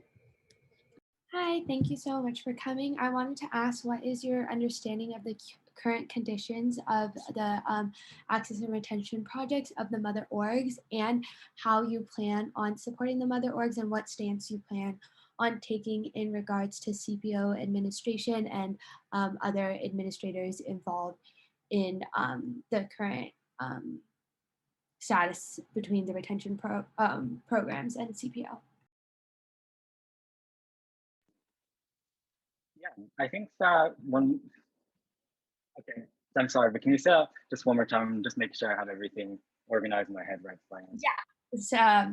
So basically, like, what's your understanding of the current community conditions of the retention and access projects from the mother orgs, and then how do you plan on supporting the mother orgs? Sorry, it's kind of a lot. And then what kind of stance are you planning on taking in regards to CPO, admin, and other admin in relation to these projects? Okay, sorry about that. I just wanted to make sure I was going to answer fully. Yeah, so for right now, my current understanding of the mother organization, CPO, administration overall is that there's like a little bit, there's tension going on right now when it comes to the mother orgs and administration and the overall autonomy of the CRC and how the programs are being run. So that's why I think it's really important for me, I think coming into, if I were to come into this position to really focus like on the autonomy aspect, I think that's really important for these types of programs, specifically being that, you know, it's student run, student led, student initiated, and student taught, where there needs to be like that continuous student autonomy, where they're not like outsourcing various aspects of these programs to other departments, like other departments or people or entities overall. I think that if I were at the appointment, how I would interact with the mother orgs would just be,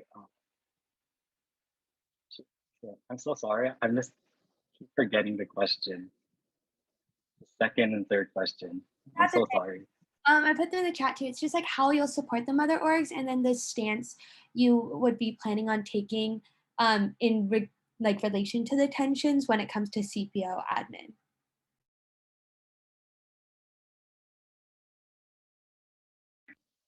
Okay, sorry about that.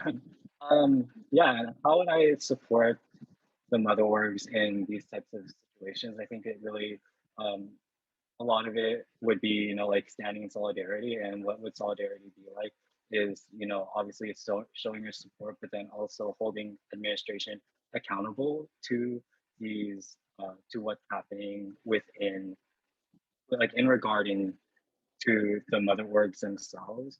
And how would you keep them like accountable is really, like I said, you know, like standing in solidarity, but then also being vocal about these issues and not relenting to administration and not really wavering when they do something that negatively affects the mother orgs or any org really, and just keep letting them know. And this overall, overall, just keeping administration. I'm not sure how else to put it. And the stance I'll be taking, like regarding the mother orgs and administration, is that, you know, I'm definitely in support of the mother orgs. I think that there needs to be autonomy when it comes to these types of programs. It's really important that if a program is student run and student led, that it continues to be student run and student led, and that the mother orgs, the entities themselves, will have that ability to continue to do that.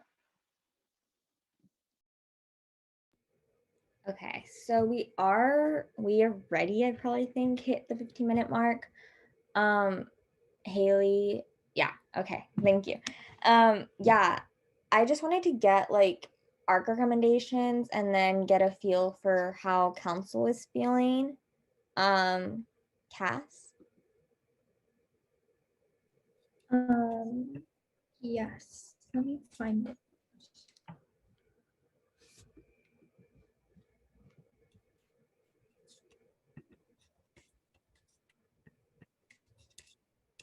Okay, with ARC 2822120, ARC gives a positive recommendation for Carlos as CRC, but am I able to give my thoughts after this interview? Yeah. Okay, while I did give a positive recommendation after further interviewing Carlos at council tonight, my thoughts has slightly changed as I feel like I would have liked to hear more specific plans about how to achieve the self-autonomy that, you know, the mother organizations would like to see. Yeah. Carl? Oh yeah, yeah. I just kind of wanted to echo what Cass said. I think I think you're a great guy, Carlos. I don't think he possesses the knowledge to serve in the position currently. Of course, he definitely has the potential to, but you know, currently, you know, with the job of you know SRC and CRC, which is to serve the historically underserved communities, I haven't heard anything specifically that would make me vote yes on this. It's just my opinion. Thank you, Carl. Any other thoughts? Jane? Yeah, I agree. I think I really appreciated Carlos's ideas for transfer retention, but I think that in light of the fact that there is a lot of tensions right now with the MOs and CPOs, it's really important that we have strong appointments to CRC that come directly from the mother organization space and are really well versed and ready to fight with the mother organizations in their fight, frankly, against CPO and against CPO admin. So I do feel uncomfortable voting yes right now, but I think there's a lot of opportunities for Carlos to maybe work in a different area specifically for transfer retention. Yeah, Carlos, and I'm sorry to, like, you know, to have brought you forward to council, but you know, if you did apply, which I believe that you probably applied to a couple of other committees, right? We will definitely, oh, only this one?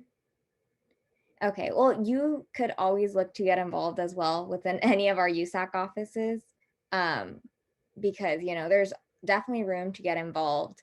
I think that what council was looking for a bit is because we're currently facing a lot of like encounters with administration. So in a sense, like, we also need to make sure that our appointments are really well versed already on the history of what is going on within the MO space right now, in order to ensure that, you know, that transparency exists and we're well informed.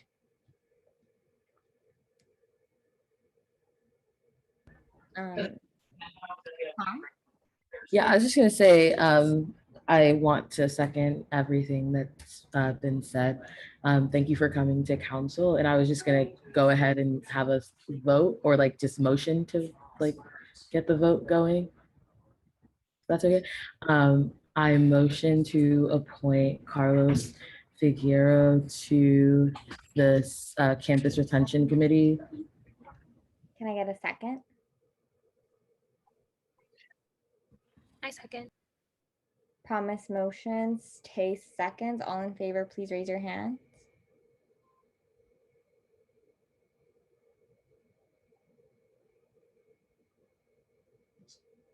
Okay. All abstaining, please raise your hands.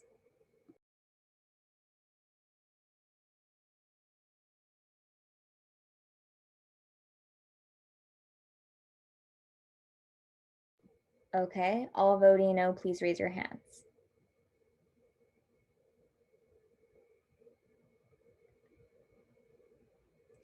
Okay, by a vote of 2 to 10, the appointment does not go through. Is that correct? Is that how I say it, Josh? That is correct. Thank you so much, Carlos. Yeah, we really appreciate you sticking along with us this whole time. Awesome. Moving on to FICOM. David? Hi, everyone. Just a quick introduction for Jenny today. Jenny has been on FICOM for 3 years now. She's been an amazing vice chair the past year. She knows everything. I mean, she knows about the funding process. She knows how it works. She takes initiative. And ultimately, she is beyond prepared to take on the duties of FICOM chair. Awesome. Thank you, David. Jenny, will you please go ahead and give your 1-minute intro?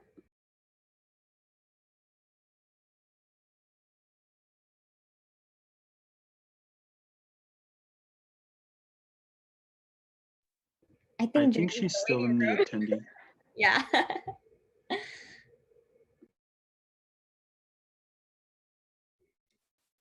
I will promote Jenny. Oh, never mind.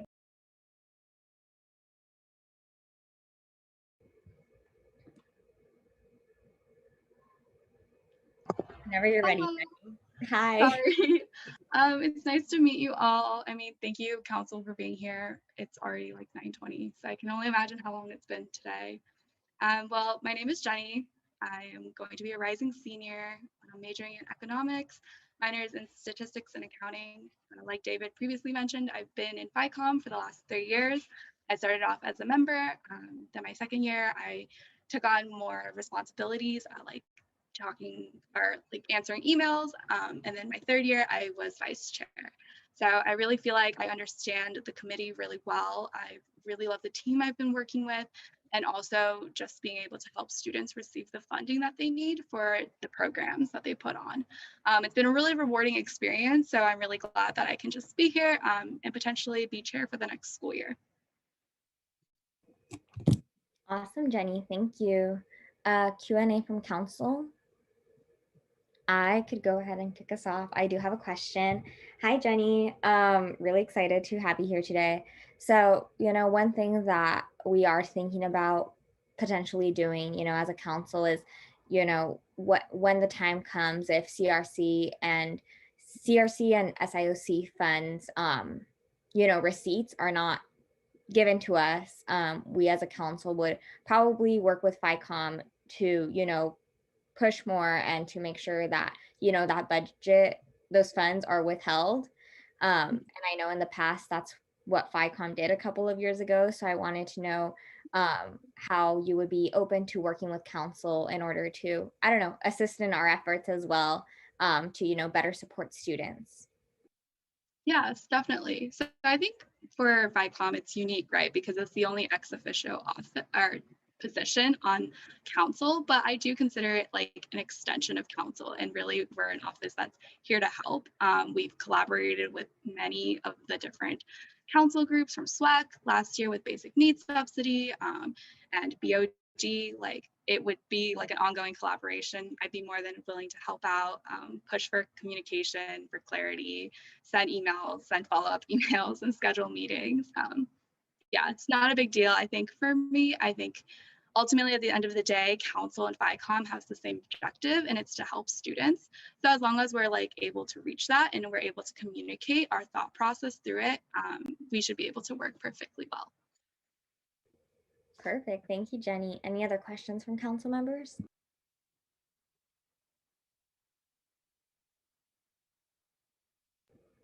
Going once, going twice. We really trust David in this group, I guess. Awesome. Okay, we can go ahead. Yeah, we all are David stans. Perfect. Can I get a motion, please?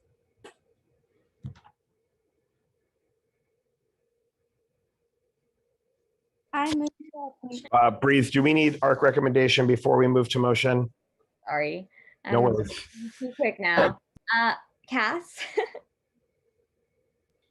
Yes. ARC gives a 3-0 positive recommendation for Jenny as FICOM chair.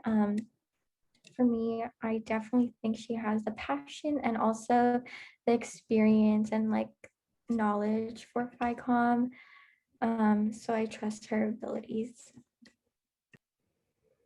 Awesome. Can I get a second? I second. No, sorry, that was wrong. I don't know why I asked. Any other additional remarks from Art?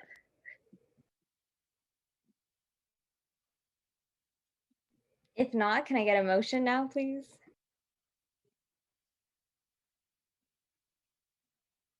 I motion to appoint Jenny Wang to the FICOM chair position. Can I get a second? I second. Whoa, Oh, there was sorry. a second. Momina? Okay, so Tay motions, Momina seconds. All in favor, please raise your hands.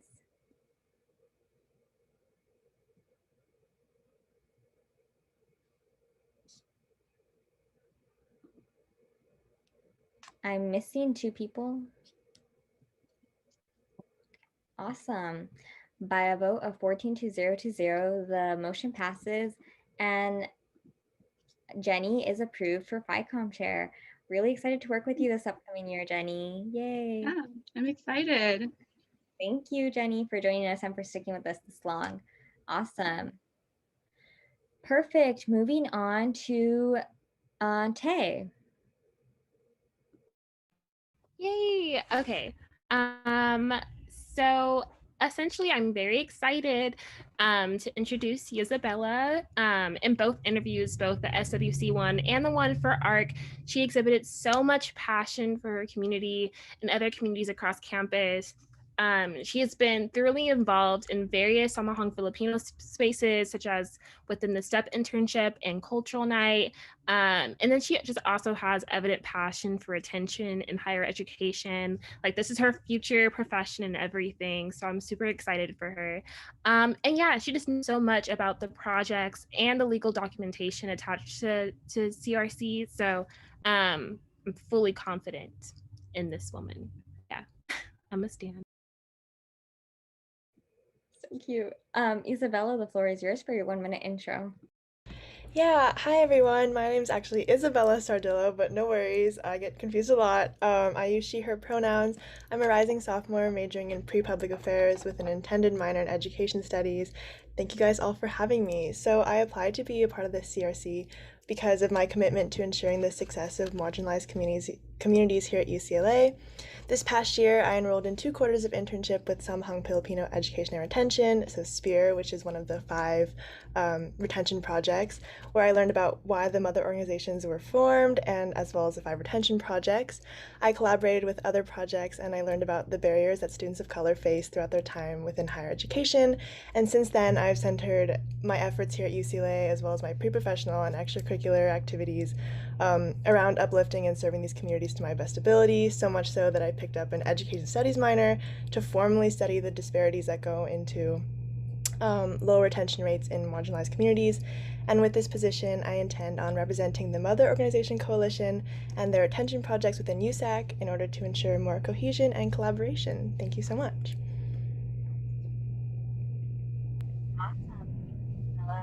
Awesome. Any questions from council members?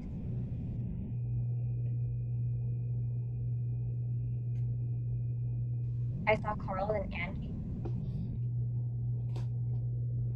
Hey, thank you. Hey, how's it going? Nice to meet you. Nice to meet you. My question just kind of goes back to your opening statement. You kind of talked about what you learned over the years about marginalized communities.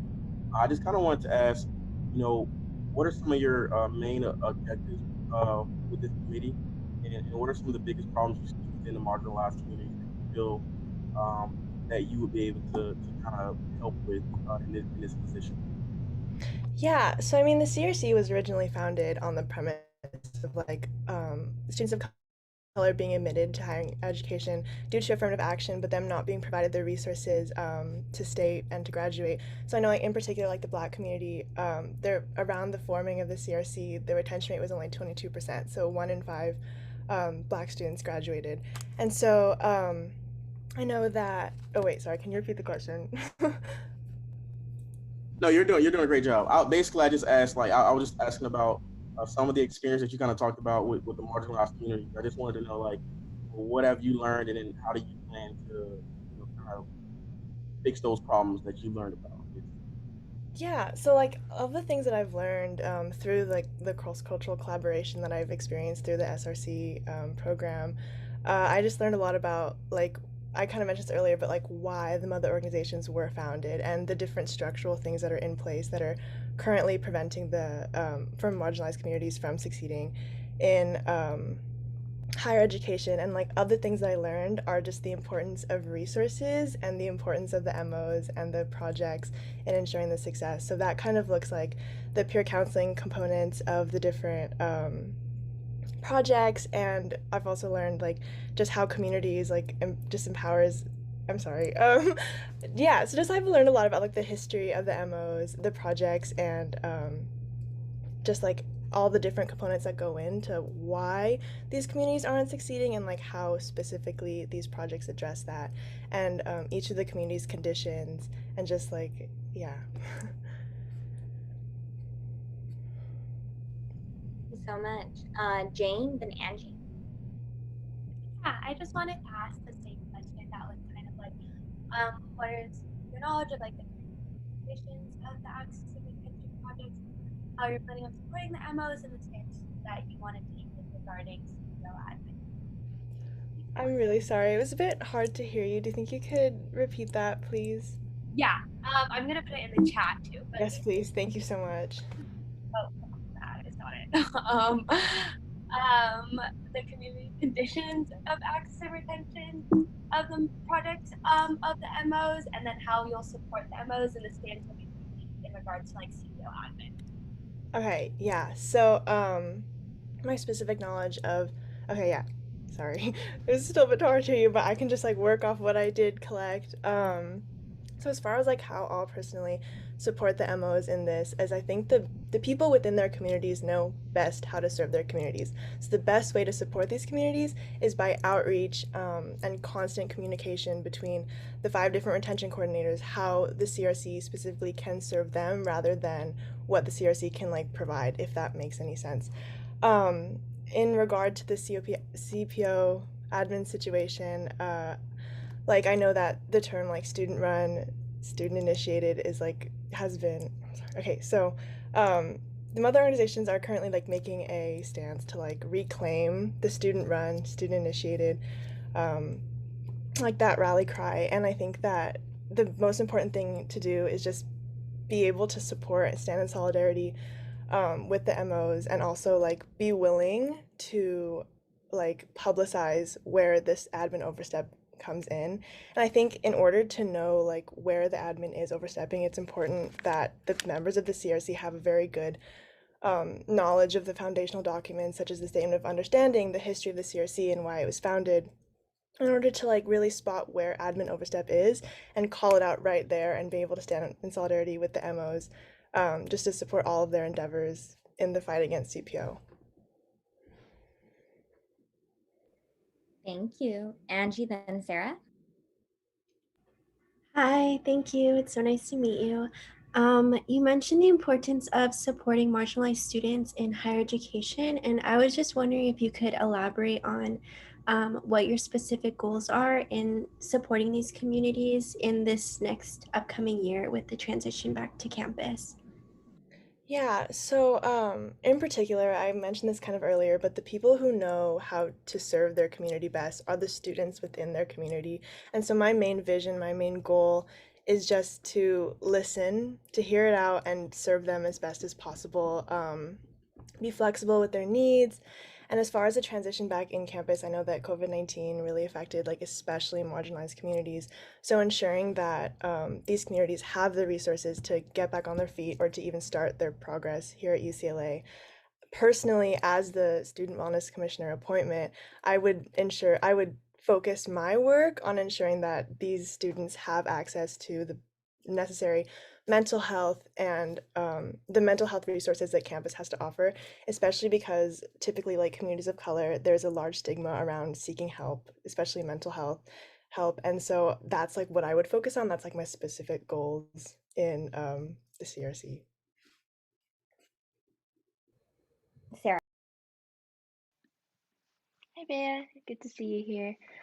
I'd love to hear about an experience you had either within SP or the MO community at large that really inspired you to get involved with retention projects. Oh my gosh, thank you for this question. I'm really excited to answer it. So, it's kind of really personal to me because like I watch like my older sisters, like we come from like a more rural town in like Southern California.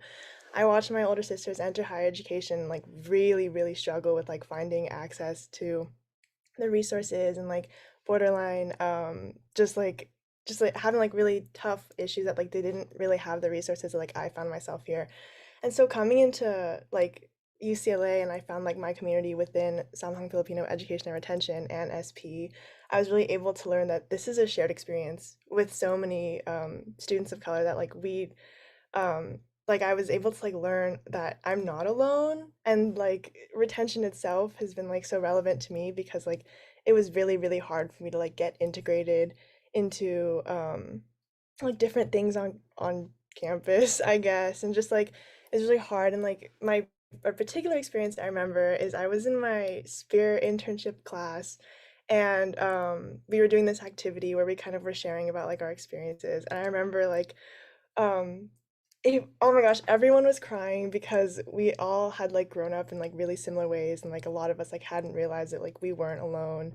And I think like the community aspect of that is like a huge aspect of retention, because knowing that you have like that community alongside you, it like, like one of the rally cries of Samhang Filipino is Isang Bagsak. If one falls, we all fall. If one rises, we all rise. And so everyone rising together and like feeling that like literally happened to me was like literally incredible. And that's why I wanted to frame everything that I do around retention within higher education. Thank you so much, Bea. That was so great to hear.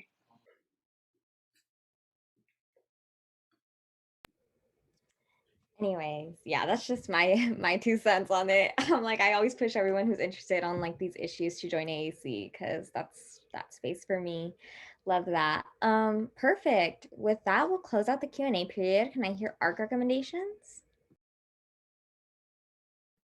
Yes. To 122 to 0, there is no recommendation. There is no recommendation because I had to abstain because Bea is also in my office, and then Tay had to abstain since it is her appointment. So Armand, if you wanted to speak, you can. Yes, I would love to. I'm glad we're clear that that recommendation is just because of abstentions, because I think that Isabella is so amazing for this role, so fitting for this role, both in the ARC interview as well as this interview. Totally outshone everything that I believe is required for this position. I think that she demonstrates not only an incredibly strong understanding of the historical context that has even led to the CRC existing, but also the current needs of the communities that need that support. And I believe that she will be an incredibly strong advocate for the student communities in this position. Additionally, I also wanted to mention that in her ARC interview, she articulated a really clear understanding of some of the transfer communities that are also served from in CRC, and I really appreciated that. Shout out to PTSP in the ARC interview. And yeah, overall, I feel really strongly about Isabella serving in this role and supporting all students that are a part in any of these programs in this role. So yeah.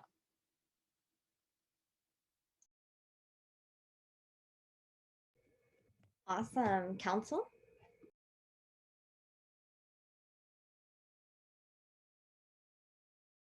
Yeah, I think it's clear that she has a lot of passion. It's really, I think she can really bring a lot to this role, and I'm really excited for her and all the things that she can do in this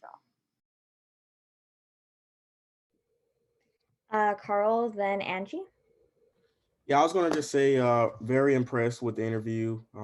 Seems very knowledgeable and someone we would definitely want on CRC to serve the student population. Angie, then Sarah? Yeah, I just want to echo what's already been said. And I also just wanted to say that I really appreciate like your ideas and your perspective, as well as like your experiences. Thank you so much for sharing and for being so vulnerable, and like sharing those experiences with us. And I also really appreciate the way that you like emphasize the importance of community to you. So thank you so much. And I am really excited to see you on CRC. Awesome. Sarah? Yeah, I just wanted to clarify that I will have to abstain because Bea is in my office. So I'm not sure how much I can say here, but really impressed by today's interview, Bea, and I know you'll be incredible on CRC. And the only reason that I'm not voting yes is because I have to abstain. So thank you. Awesome. Thank you. Perfect. Can I get a motion, please?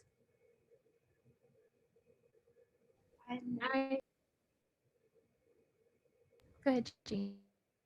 Okay, I would like to appoint Isabella to the Campus Retention Committee. A second? You can go ahead and go, Tay. I second. Jane motions, Tay seconds. All in favor, please raise your hands.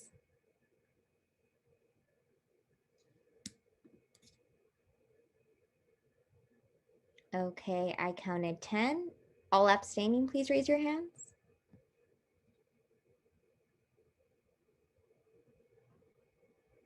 Two, three.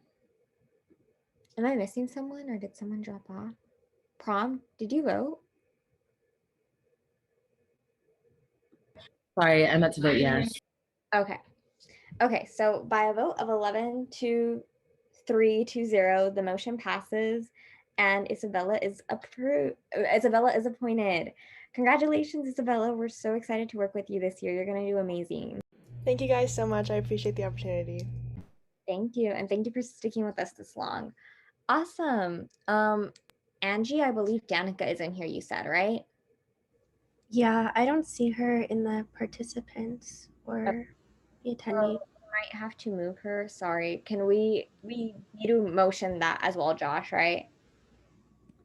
Yeah, I mean, I guess if the person is not here, then it just automatically gets tabled to next week or next meeting. Okay. Okay, so I don't have to motion anything. We can just move forward. Nope, we could just move forward. Awesome. Yay. We made it through appointments. Officer report time. I'll make mine quick and brief. We had our first meeting with our directors. It went really well.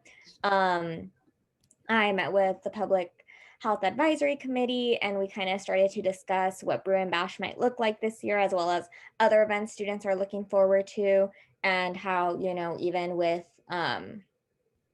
there will still be a vaccine requirement even with these events hosted, and how there can be, you know, safety precautions set in place despite, you know, California having been reopened and allowing people to not wear their masks, but kind of ensuring that students are still safe.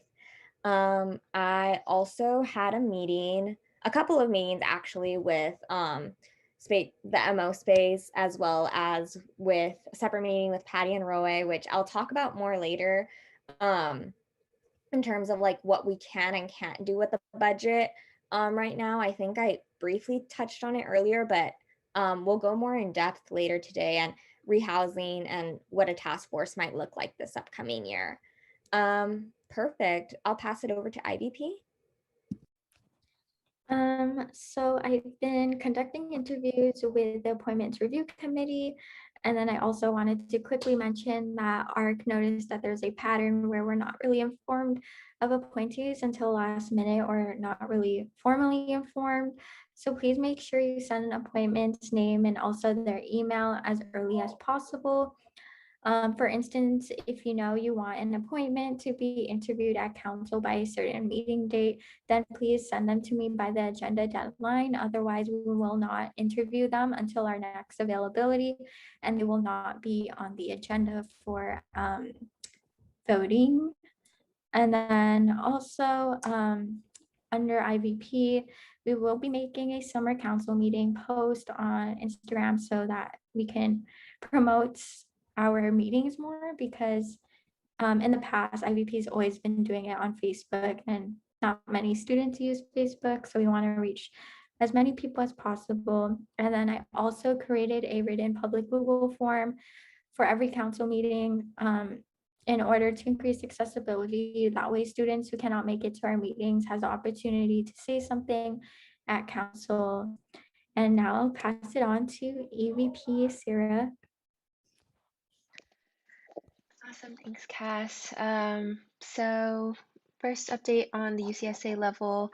Tomorrow we're having our UC-wide strategy session to tackle the cohort-based tuition increase that the regions proposed. So I'll keep you updated at the next council meeting how that went and what action items we can take. In terms of UCLA's representation on UC-wide leadership, done a really good job there, and if all goes well, we'll actually have quite a few from UCLA serving on Government Relations Committee and University Affairs. Also shout out Armand for sending along so many transfers. So fingers crossed they make it to the end of the appointment process as well. And then I also had the pleasure of meeting with by this week to discuss cross-campus collaboration and how we could really do some voter registration stuff, and host workshops, like skill workshops across all of our offices. Like, for example, like EVP would do like an advocacy workshop or a lobbying workshop. And I think that would be cool if like maybe our offices could rotate doing this throughout the year, just some sort of programming.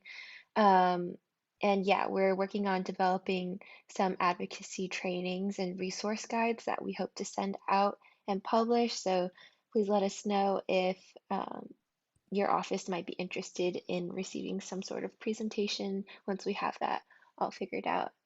But yeah, this summer will just be a lot of infrastructure building. And that's about it for me. Thank you, Sarah. Angie? Yeah, so I started working on academic dishonesty cases in the past week, and I met with some students to help them with their appeal processes and represent them in their meetings with their advisors. I also hired more student advocates to the board this past week, and I've been in some meetings talking to them about some questions that they have regarding the role and the training process. Other updates are that I started my biweekly meetings with the CAE and with Jane and with the DSU member last week. So we found out that CAE is now reporting to Suzanne Seplow since Maria Blandisi left, I believe, last Monday. And Jane and I are having a meeting with her, Suzanne Seplow, tomorrow.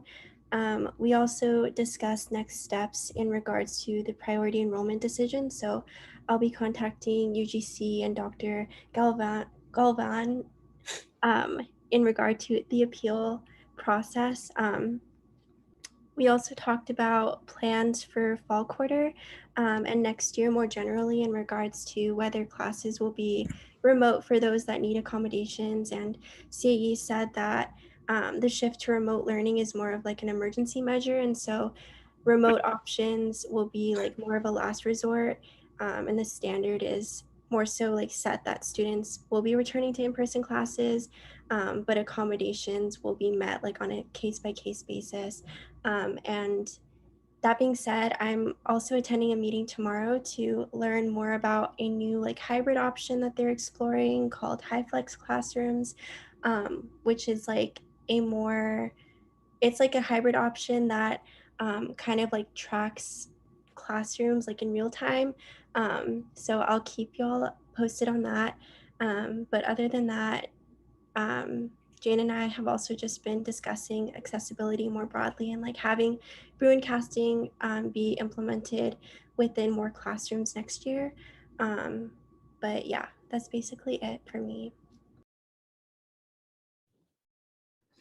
That's awesome. Y'all are really going at it. Amazing. Perfect. So we will be moving straight into admin reps. Yay. Jessica?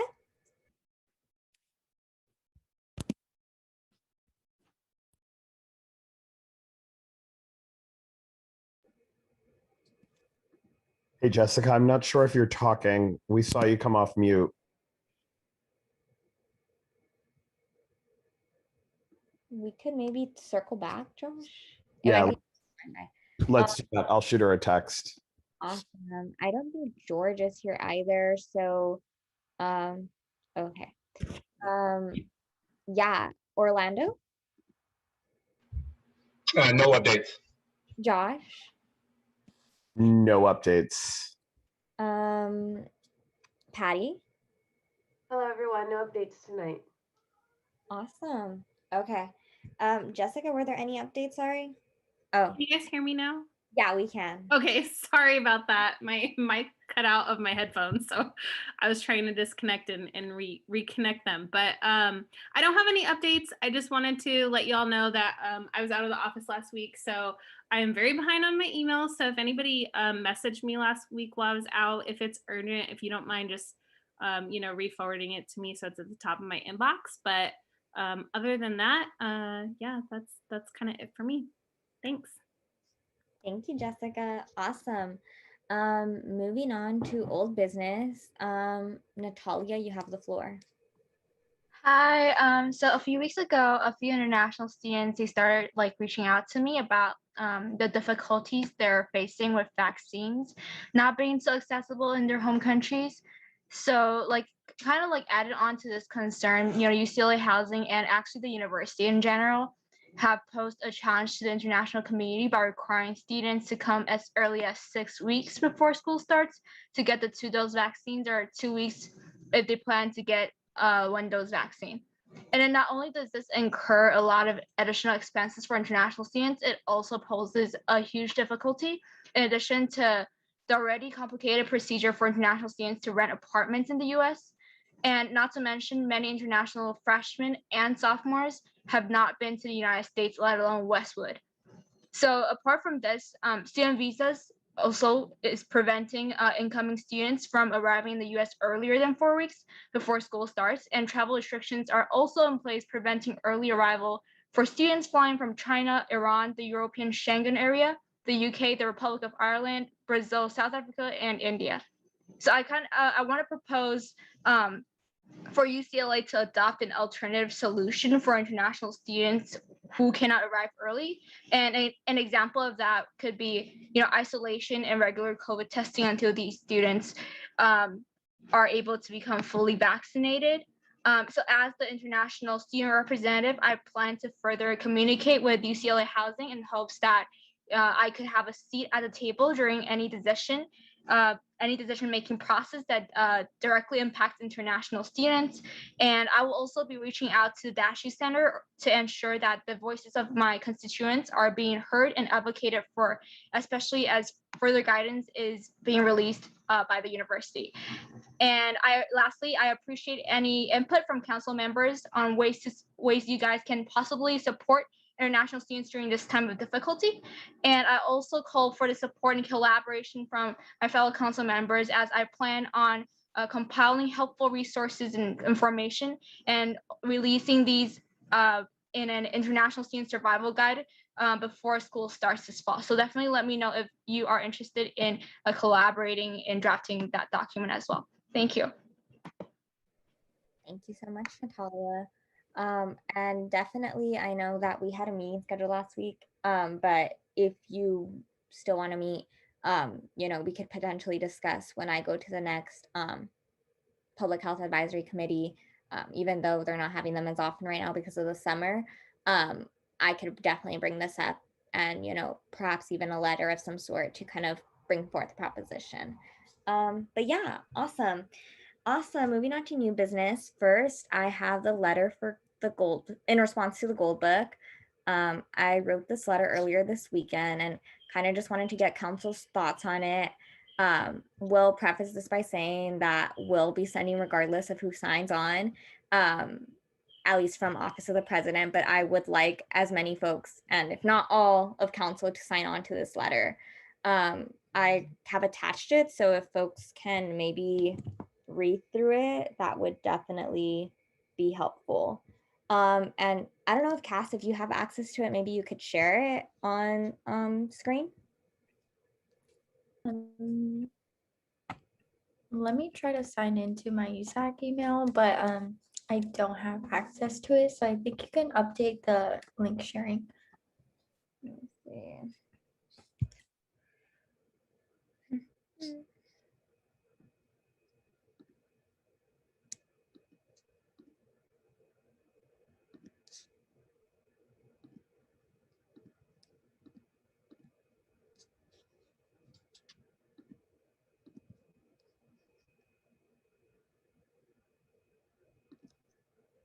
Okay, I'm on it now. So do y'all want me to screen share? Yeah, I think that would be helpful, Cass, if you could, please. Thank you.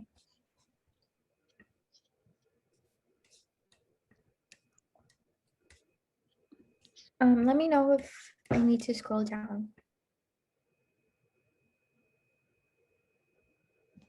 I'll also put it in here if folks want to read it directly, make grammatical corrections of any sorts.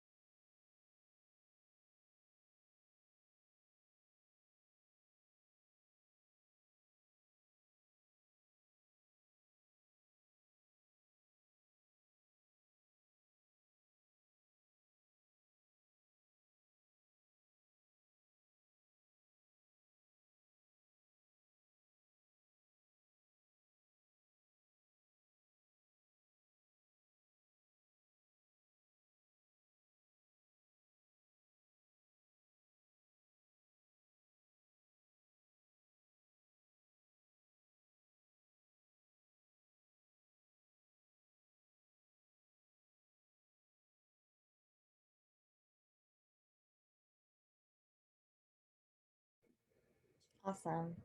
Any thoughts from council members?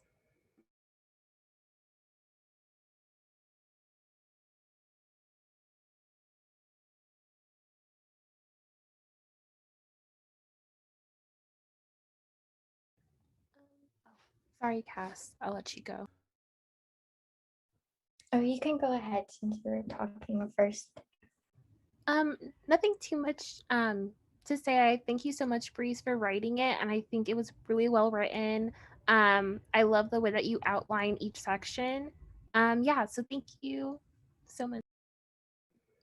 Awesome, thank you. Cass? I also just wanted to say thank you, Breeze, for writing this letter. I think it's very important that we hold, the UCs accountable because the Gold Book is completely vague and does not address student concerns when it comes to safety, especially with like everything outlined. It's not very transparent as to like what they plan on doing. And just like the ongoing practices of policing in the UCs is not okay, as it does affect so many communities, especially marginalized communities and folks that are seeking mental health support. And so thank you so much for Breeze for writing this. It's very well written, like Tate said. Thank you. Yeah, and I would appreciate it if folks can get their names signed on by tomorrow at 10 a.m. If there's any confusion, please reach out to me, but I hope to send it out tomorrow. Haley, then Pasa. I forgot to put my hand down. I was pretty much going to say everything that Kat said, and I do not want to be repetitive because I know it's getting late. But thank you again, Breeze. No worries. Pasa? Just echoing the sentiments that everyone has already said. I think it's very well written and specific. You know, you pointed out like the specific sections, which I think is really helpful. The only minor criticism I have, and it's just cosmetic, would be like maybe when you like point out the sections, you just have like a little bit of like a direct quote, you know, from the actual document just to help folks out. Like if people want to refer to the primary document. But that's pretty much it. Awesome. Thank you. Okay, perfect. Now I will move on to discussing the rehousing of CRC and SIOC. Okay, perfect. So for this, we are able to rehouse the projects, and it would still have to take a lot of discussion, of course. And this week, Patty, Jessica, especially Patty and Roy have been super helpful in all of this. There is potential for us to collaborate to work with the MOs in this. And in that case, I will be forming some sort of task force this upcoming year that Patty is willing to help us out with. Thank you so much, Patty. I think Patty has her hand up actually. Yeah, I just want to clarify one statement in regards to the rehousing. Just to clarify, I think the path forward is a collaborative discussion with all parties to see the best steps forward, not necessarily a affirmation that we're at this point ready to do any rehousing or changing of moving organizations at this time, but it's getting everyone together to collaboratively discuss solutions for the future. So I just wanted to clarify that point. Does that make sense? No worries. Yeah, that was a mistake on my end. I'm so sorry. Yeah, so I think that this upcoming year we'll definitely want to continue to work with the appropriate people, and we'll probably reach out to folks that have CRC and SIOC appointments for this, as well as any other folks that have the time and the capacity to serve and be in attendance to these meetings. As well as folks for the MO Coalition. Really appreciate all the folks that have been, trying to go out to their weekly meetings, as everyone should be. So that's great. That is one thing that we wanted to discuss.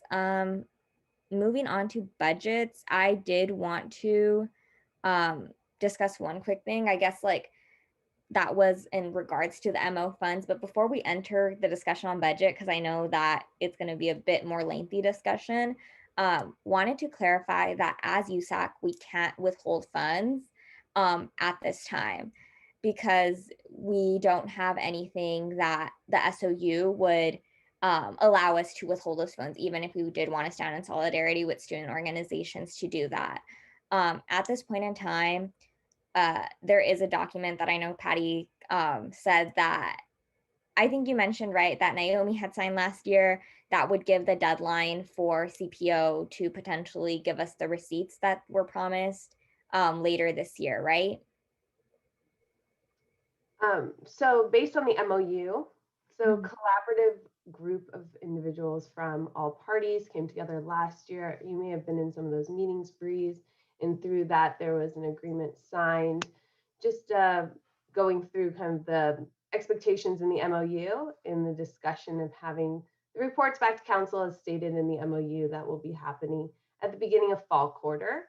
So for y'all to keep an eye out for that meeting and that presentation to council. Yes, awesome. So, you know, at that point in time, that is something that we can think about doing. But at this point, you know, I did discuss with the MOs already, as some of you guys who have been present seen, there is no way for us to withhold funds. So yeah, that might be something that will come up in the fall again. But at this point in time, you know, all we could do is support in the capacity that we're doing right now, which is attending meetings and, you know, making sure that we're advocating on our end and appointing the best possible students to these committees. So yeah, that is just something else I wanted to discuss before we got into budget. So today, the MOs are well aware that we will be voting on the budget. As that is our only option to do. But we do want to still discuss how we are going to, one, get a balanced budget, and two, I believe Jane might also want to discuss potentially what it looks like to stipend students, student appointments. So yeah, those are two main discussion items we want to touch on today. But before we get into that, does anyone have any questions, or has everyone reviewed what the budget would look like with that 0.25, 0.5% cut from last week?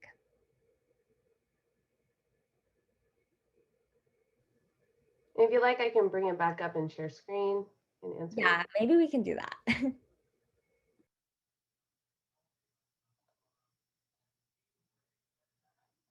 So just to refresh some memories from last week, and there may be some individuals here that weren't here last week, this is the budget that we're voting on today. So again, our actuals, which means the exact amount spent last year or 1920 year, excuse me, I'm having a little bit of sniffles. And then the original budget from the 2021, and then this year's budget, which is in column G. This is essentially what we'll be voting on. So this is expected income that will be coming through. And the one thing that's added as well to this budget is just our surplus allocations and carryovers from this past year, so 2021. So there may be a couple things that you recognize. For example, this amount to like Financial Supports Commission. This was for the relief funds. These were some of those allocations made from surplus last year, as well as some carryover funds from the previous year as well. This doesn't affect your budget for this year. It's just kind of a visual of some of those carryovers in the surplus request that you made last year. So we have it all here. And as you can see, these are the expenses. And again, if you want me to go over this in more detail, I'm happy to do so, but I know we did that last week. And then we have the remaining balance of 5,815. So this is the remainder that would then be divided up to council members that do not receive referendum funds. So it would make it to $646 that would be given to the 9 remaining councils members that do not receive funding directly to them by student referendum fees. And then just a reminder here is we are assessing a 0.25% of administrative cost sharing for all the administrative overhead. Currently, all the administrative overheads coming from membership fees. And this cost sharing will allow all of the referendum fees to have a support in those administrative overhead costs that to contribute back to the USAC overall budget. And that way we wouldn't have to cut dramatically from just one area of the membership fee. So this is a way of kind of spreading out the remaining costs because we were at a deficit previously. But that's just the broad overview. So this is what we'd be voting on. And then you will have access to your funding beginning August 1st, once this budget is approved and then brought to the board of directors at their next month's meeting for their overview for fiscal soundness. So Breeze, I can open up to any questions.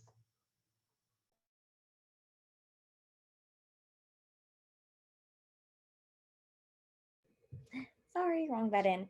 Thank you so much, Patty. Yeah, I think that if any council member has any question, that would be a good time to ask. Yeah. Angie? I was just wondering if like this budget takes into account potentially like paying academic senators, since I know that like senators put in a lot of like work into the positions that they serve, and so I was just wondering if they will also get stipended or like if it's included into this budget.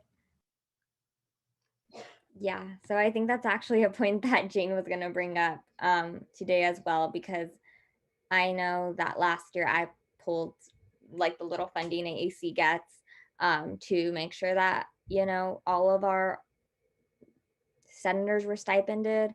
But Jane, did you want to speak on that as well?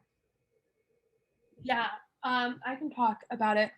So basically, I wanted to institutionalize stipends for UCOD, which is the UC Committee on Disability Appointments. And I had talked to Patty and Breeze about it, about like kind of like the three options. Sorry, it's kind of loud. That they would have. And Patty, correct me if I'm wrong, but I feel like so basically I would want the amount I was asking for was $675. And so the couple options for that would be, I don't know, Patty, if you can go to the page with like the would be, I was thinking of taking like probably like $375 from the retreat and installation funding, which right now is $4,000, and then maybe $300 from the council discretionary fund and moving that to a institutionalized stipending UCOD appointment. So that's one option. And then the other option is to just add as a line item, right, stipending UCOD appointments, $675. And then like as Patty was mentioning, the total the kind of the offices that currently don't get funding are currently getting, or like that don't get referendum funding, is that right?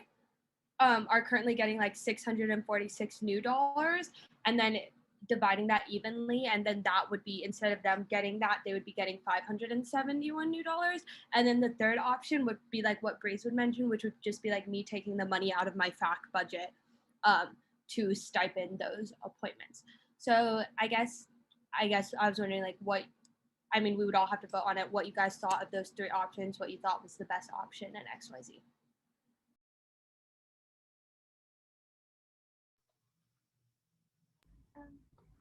Yeah, so I think my thoughts on that when I spoke with Jane is that unfortunately, because we don't pay all of our appointments, even though I wish we could, because, you know, who likes free labor, right? But I think that in order to make it fair with everyone, that can be something you guys can bring forward, that surplus.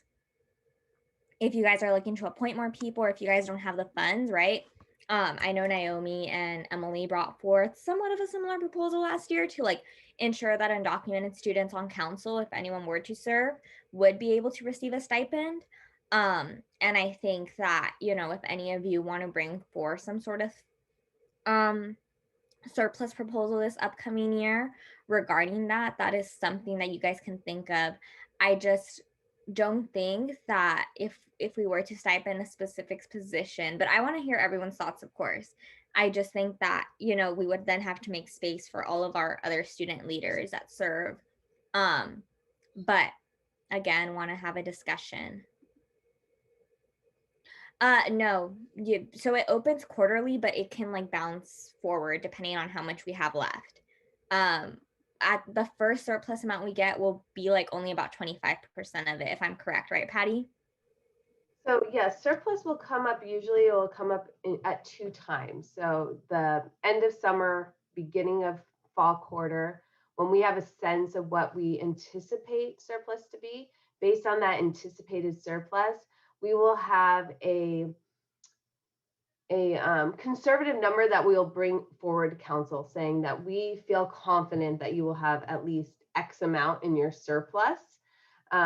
If you want to contribute to a project starting, you know, end of summer, beginning of fall, because we don't have our finalized surplus number usually until November, December-ish. And then we'll then bring the final surplus number to council at the end of fall, beginning of winter quarter for you to then vote on your remaining projects.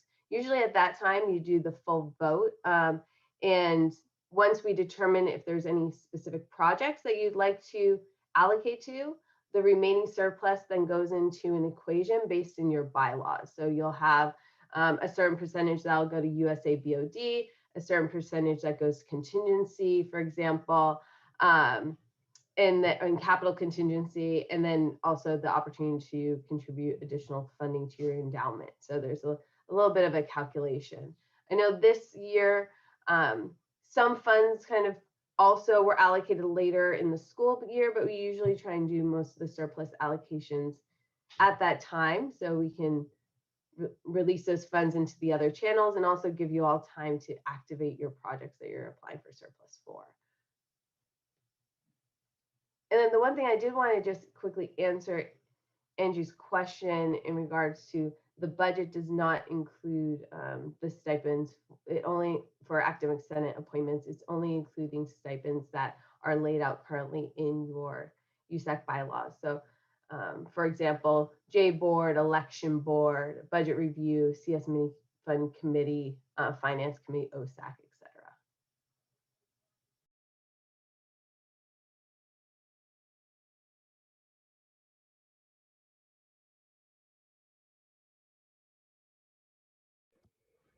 Can I hear thoughts from council, please?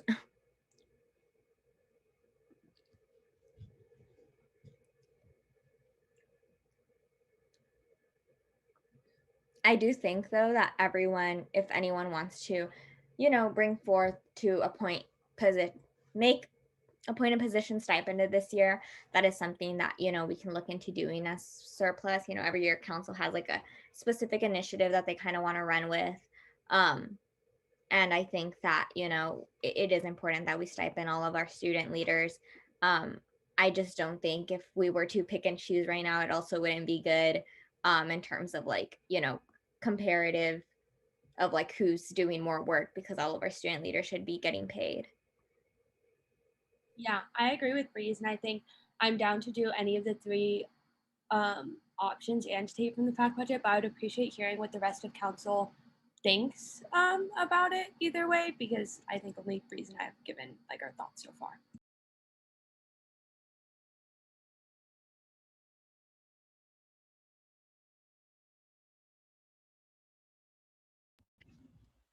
Okay, so Haley's I have like a clarifying question. Maybe I'm not fully understanding this, but so if we were to potentially pay the appointments like via surplus later, would this like essentially impact our ability to pay like the directorships for the offices? Like oh no, am I completely off? No. Okay, so maybe we should discuss the budget a bit more before we vote on it tonight. I'm sorry. No, this is good. Basically, each of you have access to your own funds. Sorry, let me finish chewing. Yeah, each of you have access to your own funds, and a lot of the times commissioners or offices use that specific budget to finance how they pay their directors, right? So this past year, you know, Haley, you were in my office. So the way I paid directors was I used the funds that AAC had access to. And because I already asked for funds for Books for Bruins, like I couldn't go twice, I thought, for surplus. But, you know, I used it to like divide up how much I wanted to pay directors as well as how much I wanted to pay senators, right? But I used my office budget. You could come forth to council as someone who might not have funds, but, you know, with the 0.25, 0.5% cut that we're planning on doing, that is up here, you would have access to a little bit of funds, maybe not enough to pay your directors, but you can come forth and be like, okay, I'm using this much of the funds, like 70% of it. I'll be using the rest of it too, or, you know, proposing it in your budget when you come forth with a budget proposal for surplus, to demonstrate like what else you need and how much more money you need. And then we would vote on it as a council. Does that make sense, Haley? Sorry. That made a lot more sense. Thank you so much. Of course. Yeah. I'm always open. I mean, right now is the best time if folks have any questions to kind of clarify. Prom? Yeah, actually, Reese, I was gonna kind of explain too, like about the budget stuff, and like to Jane, like for what you're asking, like essentially, like the money, whatever money like you were to get would essentially increase your budget.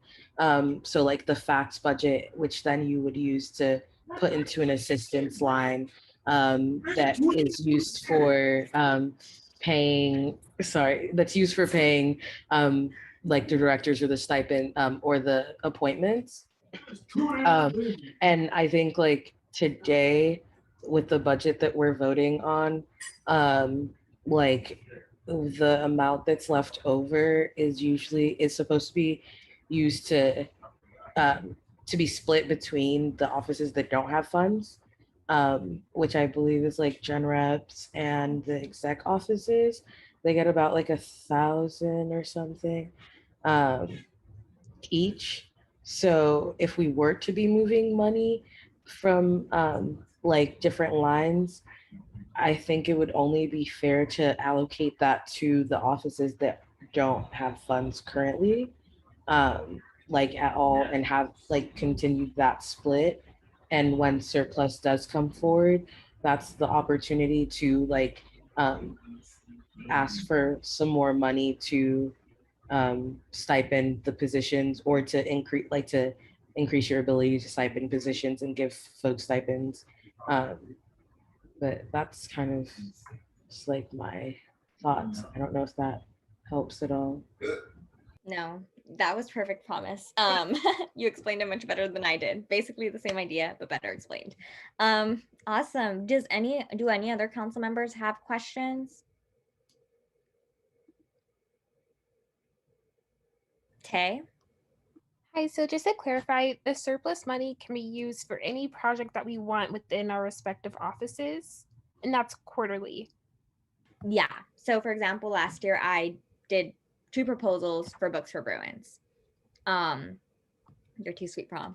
But yeah, you can bring forth any initiative or like promise Emily and Naomi did, which was put funds away if there were any student to serve on council, like any undocumented student that were to serve on council. So you can do it for really any important initiative you might see fit. And then, you know, ultimately, wait, Patty, but ultimately, you know, do you want to clarify that anything that, you know, you bring forth doesn't mean, like, let's say you're asking for $20,000, the council has complete jurisdiction to only give you like 5,000, you know, and it has happened in the past, depending on where, you know, we believe that the funding could be better used. Last year, obviously we're in a pandemic, we still are in one, but a big issue was serving students and giving relief funds, right? So Books for Bruins, a pandemic relief fund, funds that gave directly back to students were like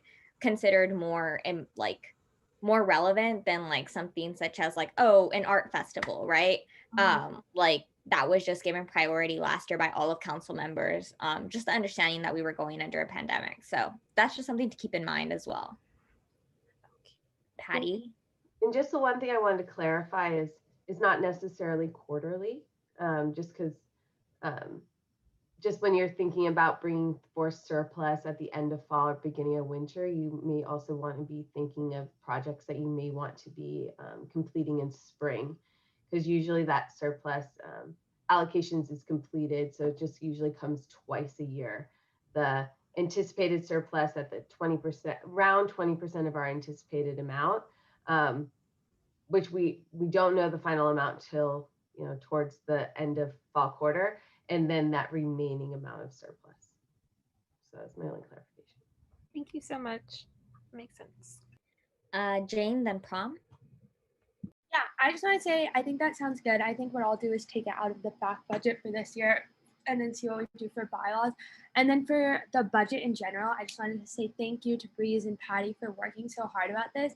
And I also wanted to encourage everyone on council, if they have questions or concerns, to ask them, because I think the USAC budget has been one of the most contentious things regarding USAC on the internet. And I know a lot of us and a lot of people ran on transparency and ensuring that to their constituents. So I think it's important, if there are any aspects of the budget that people don't understand, to ask about that, because I know like Breeze and like Patty have worked super hard on this, and this isn't something that they should be like attacked for online if they like, because they've worked super hard, if no one like has any questions. I agree with that. I think it's very important that we do our parts in ensuring transparency, and this is one way to start. Prom? Yeah, I have a question for Patty.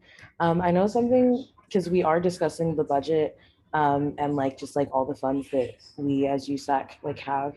I feel like right now would be probably good for like to discuss also the endowment, and like any information that you can give us also about the endowment and how that plays into like the budget, and like also just like something like surplus and like what we can do with that as a USAC.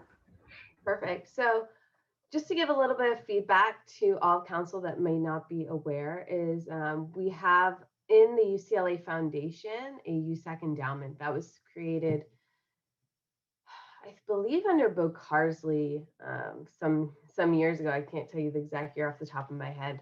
I want to say about 7 years ago now. And the goal of the endowment was to have funding available to help support student programming and student initiatives.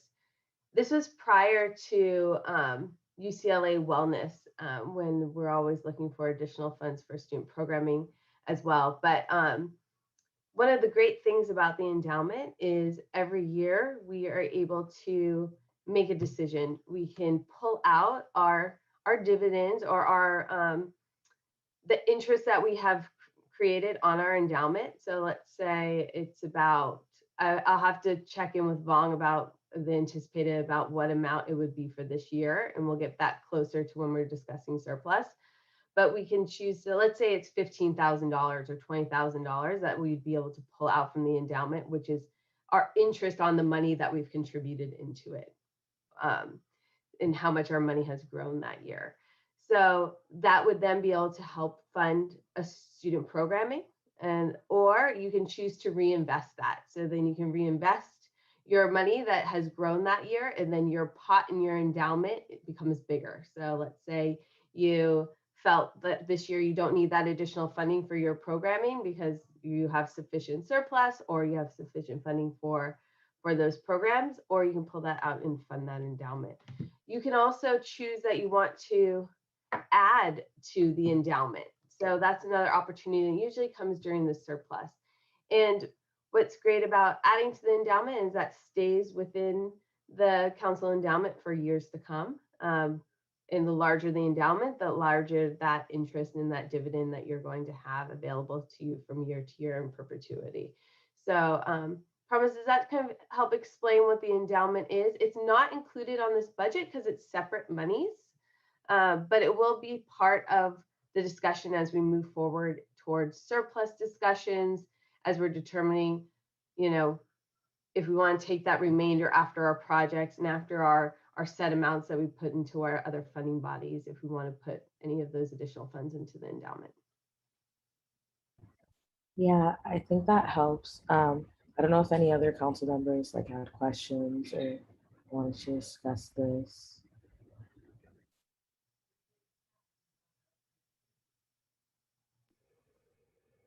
Yeah, they are. Can we have a bigger discussion on the endowment actually, Patty? I think like it's kind of important because like I know Prom and I were like thinking how last year there was like not that much discussion on it as much as we would have wanted.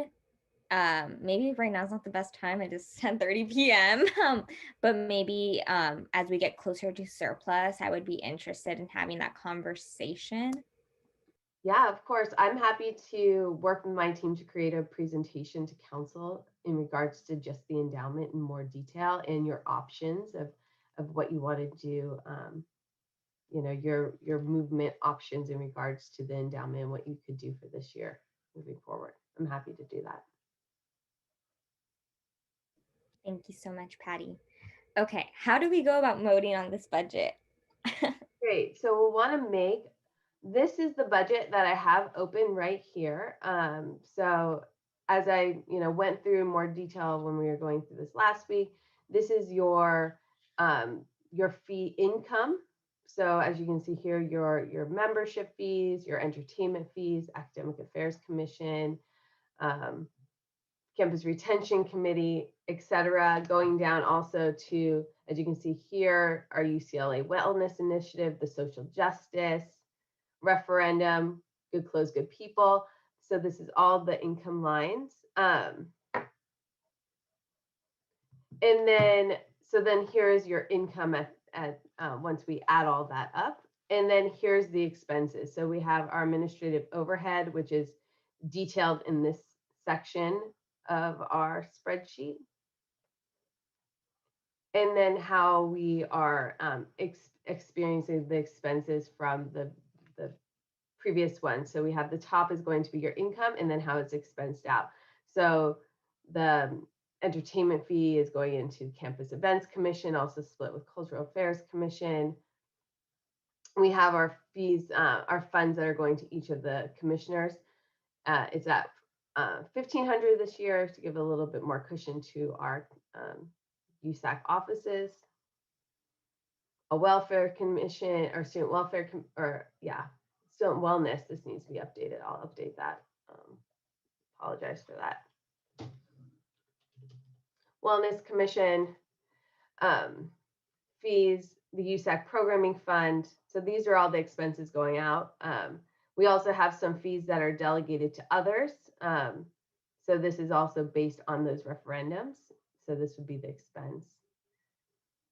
And then here is your total budgeted expenses. And then once you subtract that from the total income, that's where we get the 5,815 remainder, which divided into those 9 council members will be 646 per council in those council members that do not receive referendum.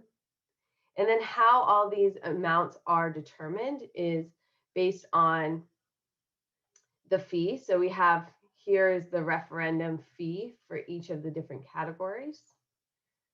As you can see, entertainment fee is $4. So it's based on the enrollment projections times the $4 of the fee. And then you get the total income. And that's how the fees are determined. And we also have additional details that kind of go, these are all the administrative details, kind of the top level. But then I also have tabs kind of goes into the actual detail of how we determine like the stipend costs specifically for council members, and then how that then ties back into the administrative support. So we just have additional tabs that goes into how we got to these numbers, if that makes sense. Just to have that a little more specific. So today we'll be voting on, you want to make a motion. So I move to approve the USAC budget as amended. And then we would vote on this document. Oh, Breeze, I think you're muted. Oh, thank you. Tay? Yes, okay. This is my last question. I'm so sorry, guys. Okay, so I see in the wellness referendum, I see SWC. I was just trying to clarify, this is separate from the Student Wellness Commission fees at top, right? We're getting both of those? That is correct. So the Student Wellness Commission had fee referendums previously, and then they also receive an additional fees at the UCLA Wellness Initiative. So, so that's where there's, as you can see on the income, you're at there's line 15 and line 31. And you come down to, and then you come down here, and then in the expense, which would be we're expensing this and putting this into your account. You see those same numbers here, 68, as well as right here on 94. So you'll see both of these in your account. Okay, sounds good. Thank you. Last question. That was my last one.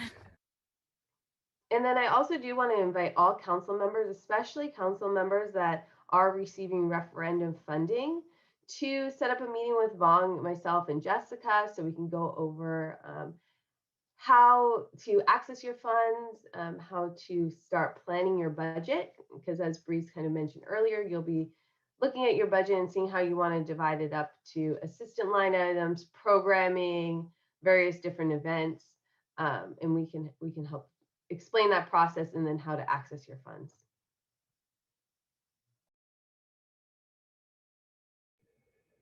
Awesome. And if there are no other questions, we can go straight into a motion. Can I get a motion, please?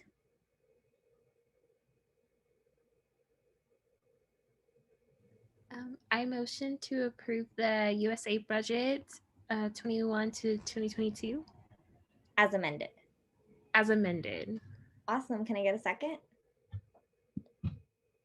I second. Oh. Hey, motions. Haley. Oh, Momina has her hand raised before. Oh no, I just was raising it early. I'm sorry. Okay, Tay motions. Haley seconds. All in favor, please raise your hands.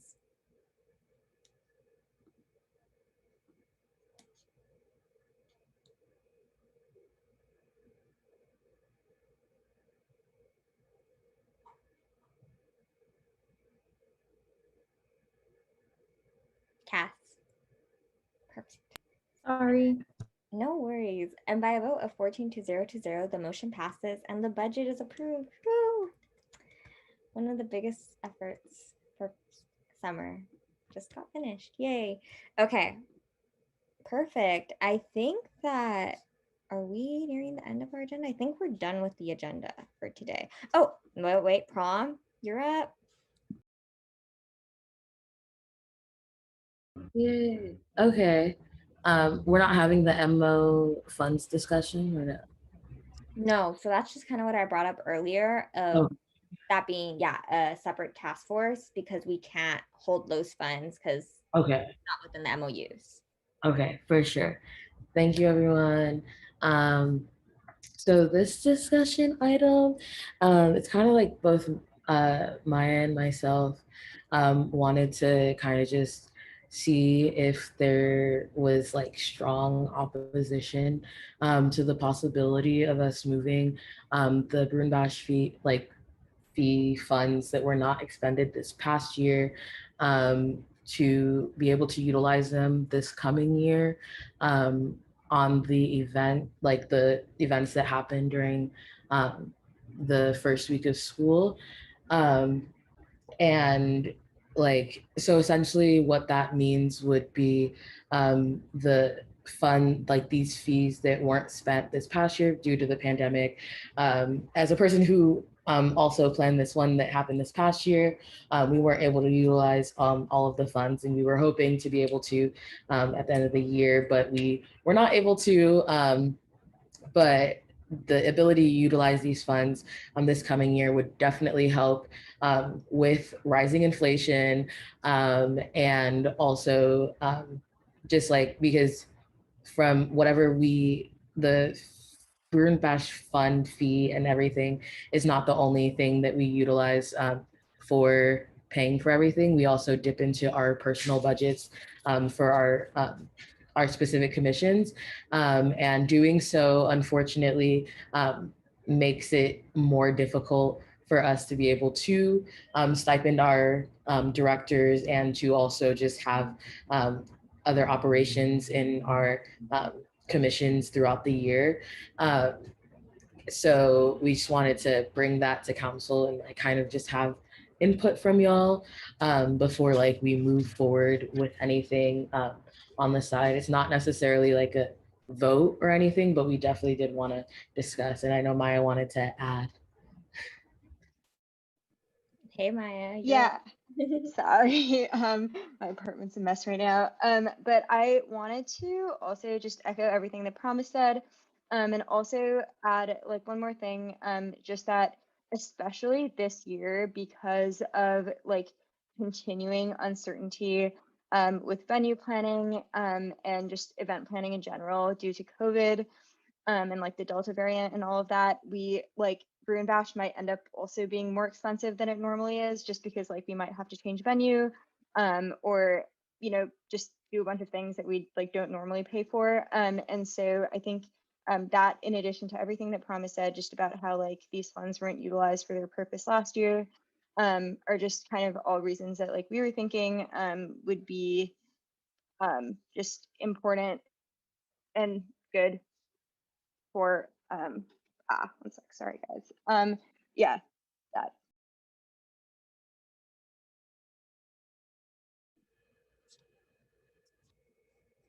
Okay, awesome. Wait, so Prom, is this kind of like a discussion around like asking for more funds or just kind of like how you guys plan to allocate funds is what I'm confused. So it's more so because we've met with ASUCLA admin about like the possibility of this. And we were advised to bring it to council so that we can't like, so that if anyone is like very against this, or if there are things that folks wanted to like bring up, that they can, because this would mean essentially that these funds wouldn't go into regular surplus.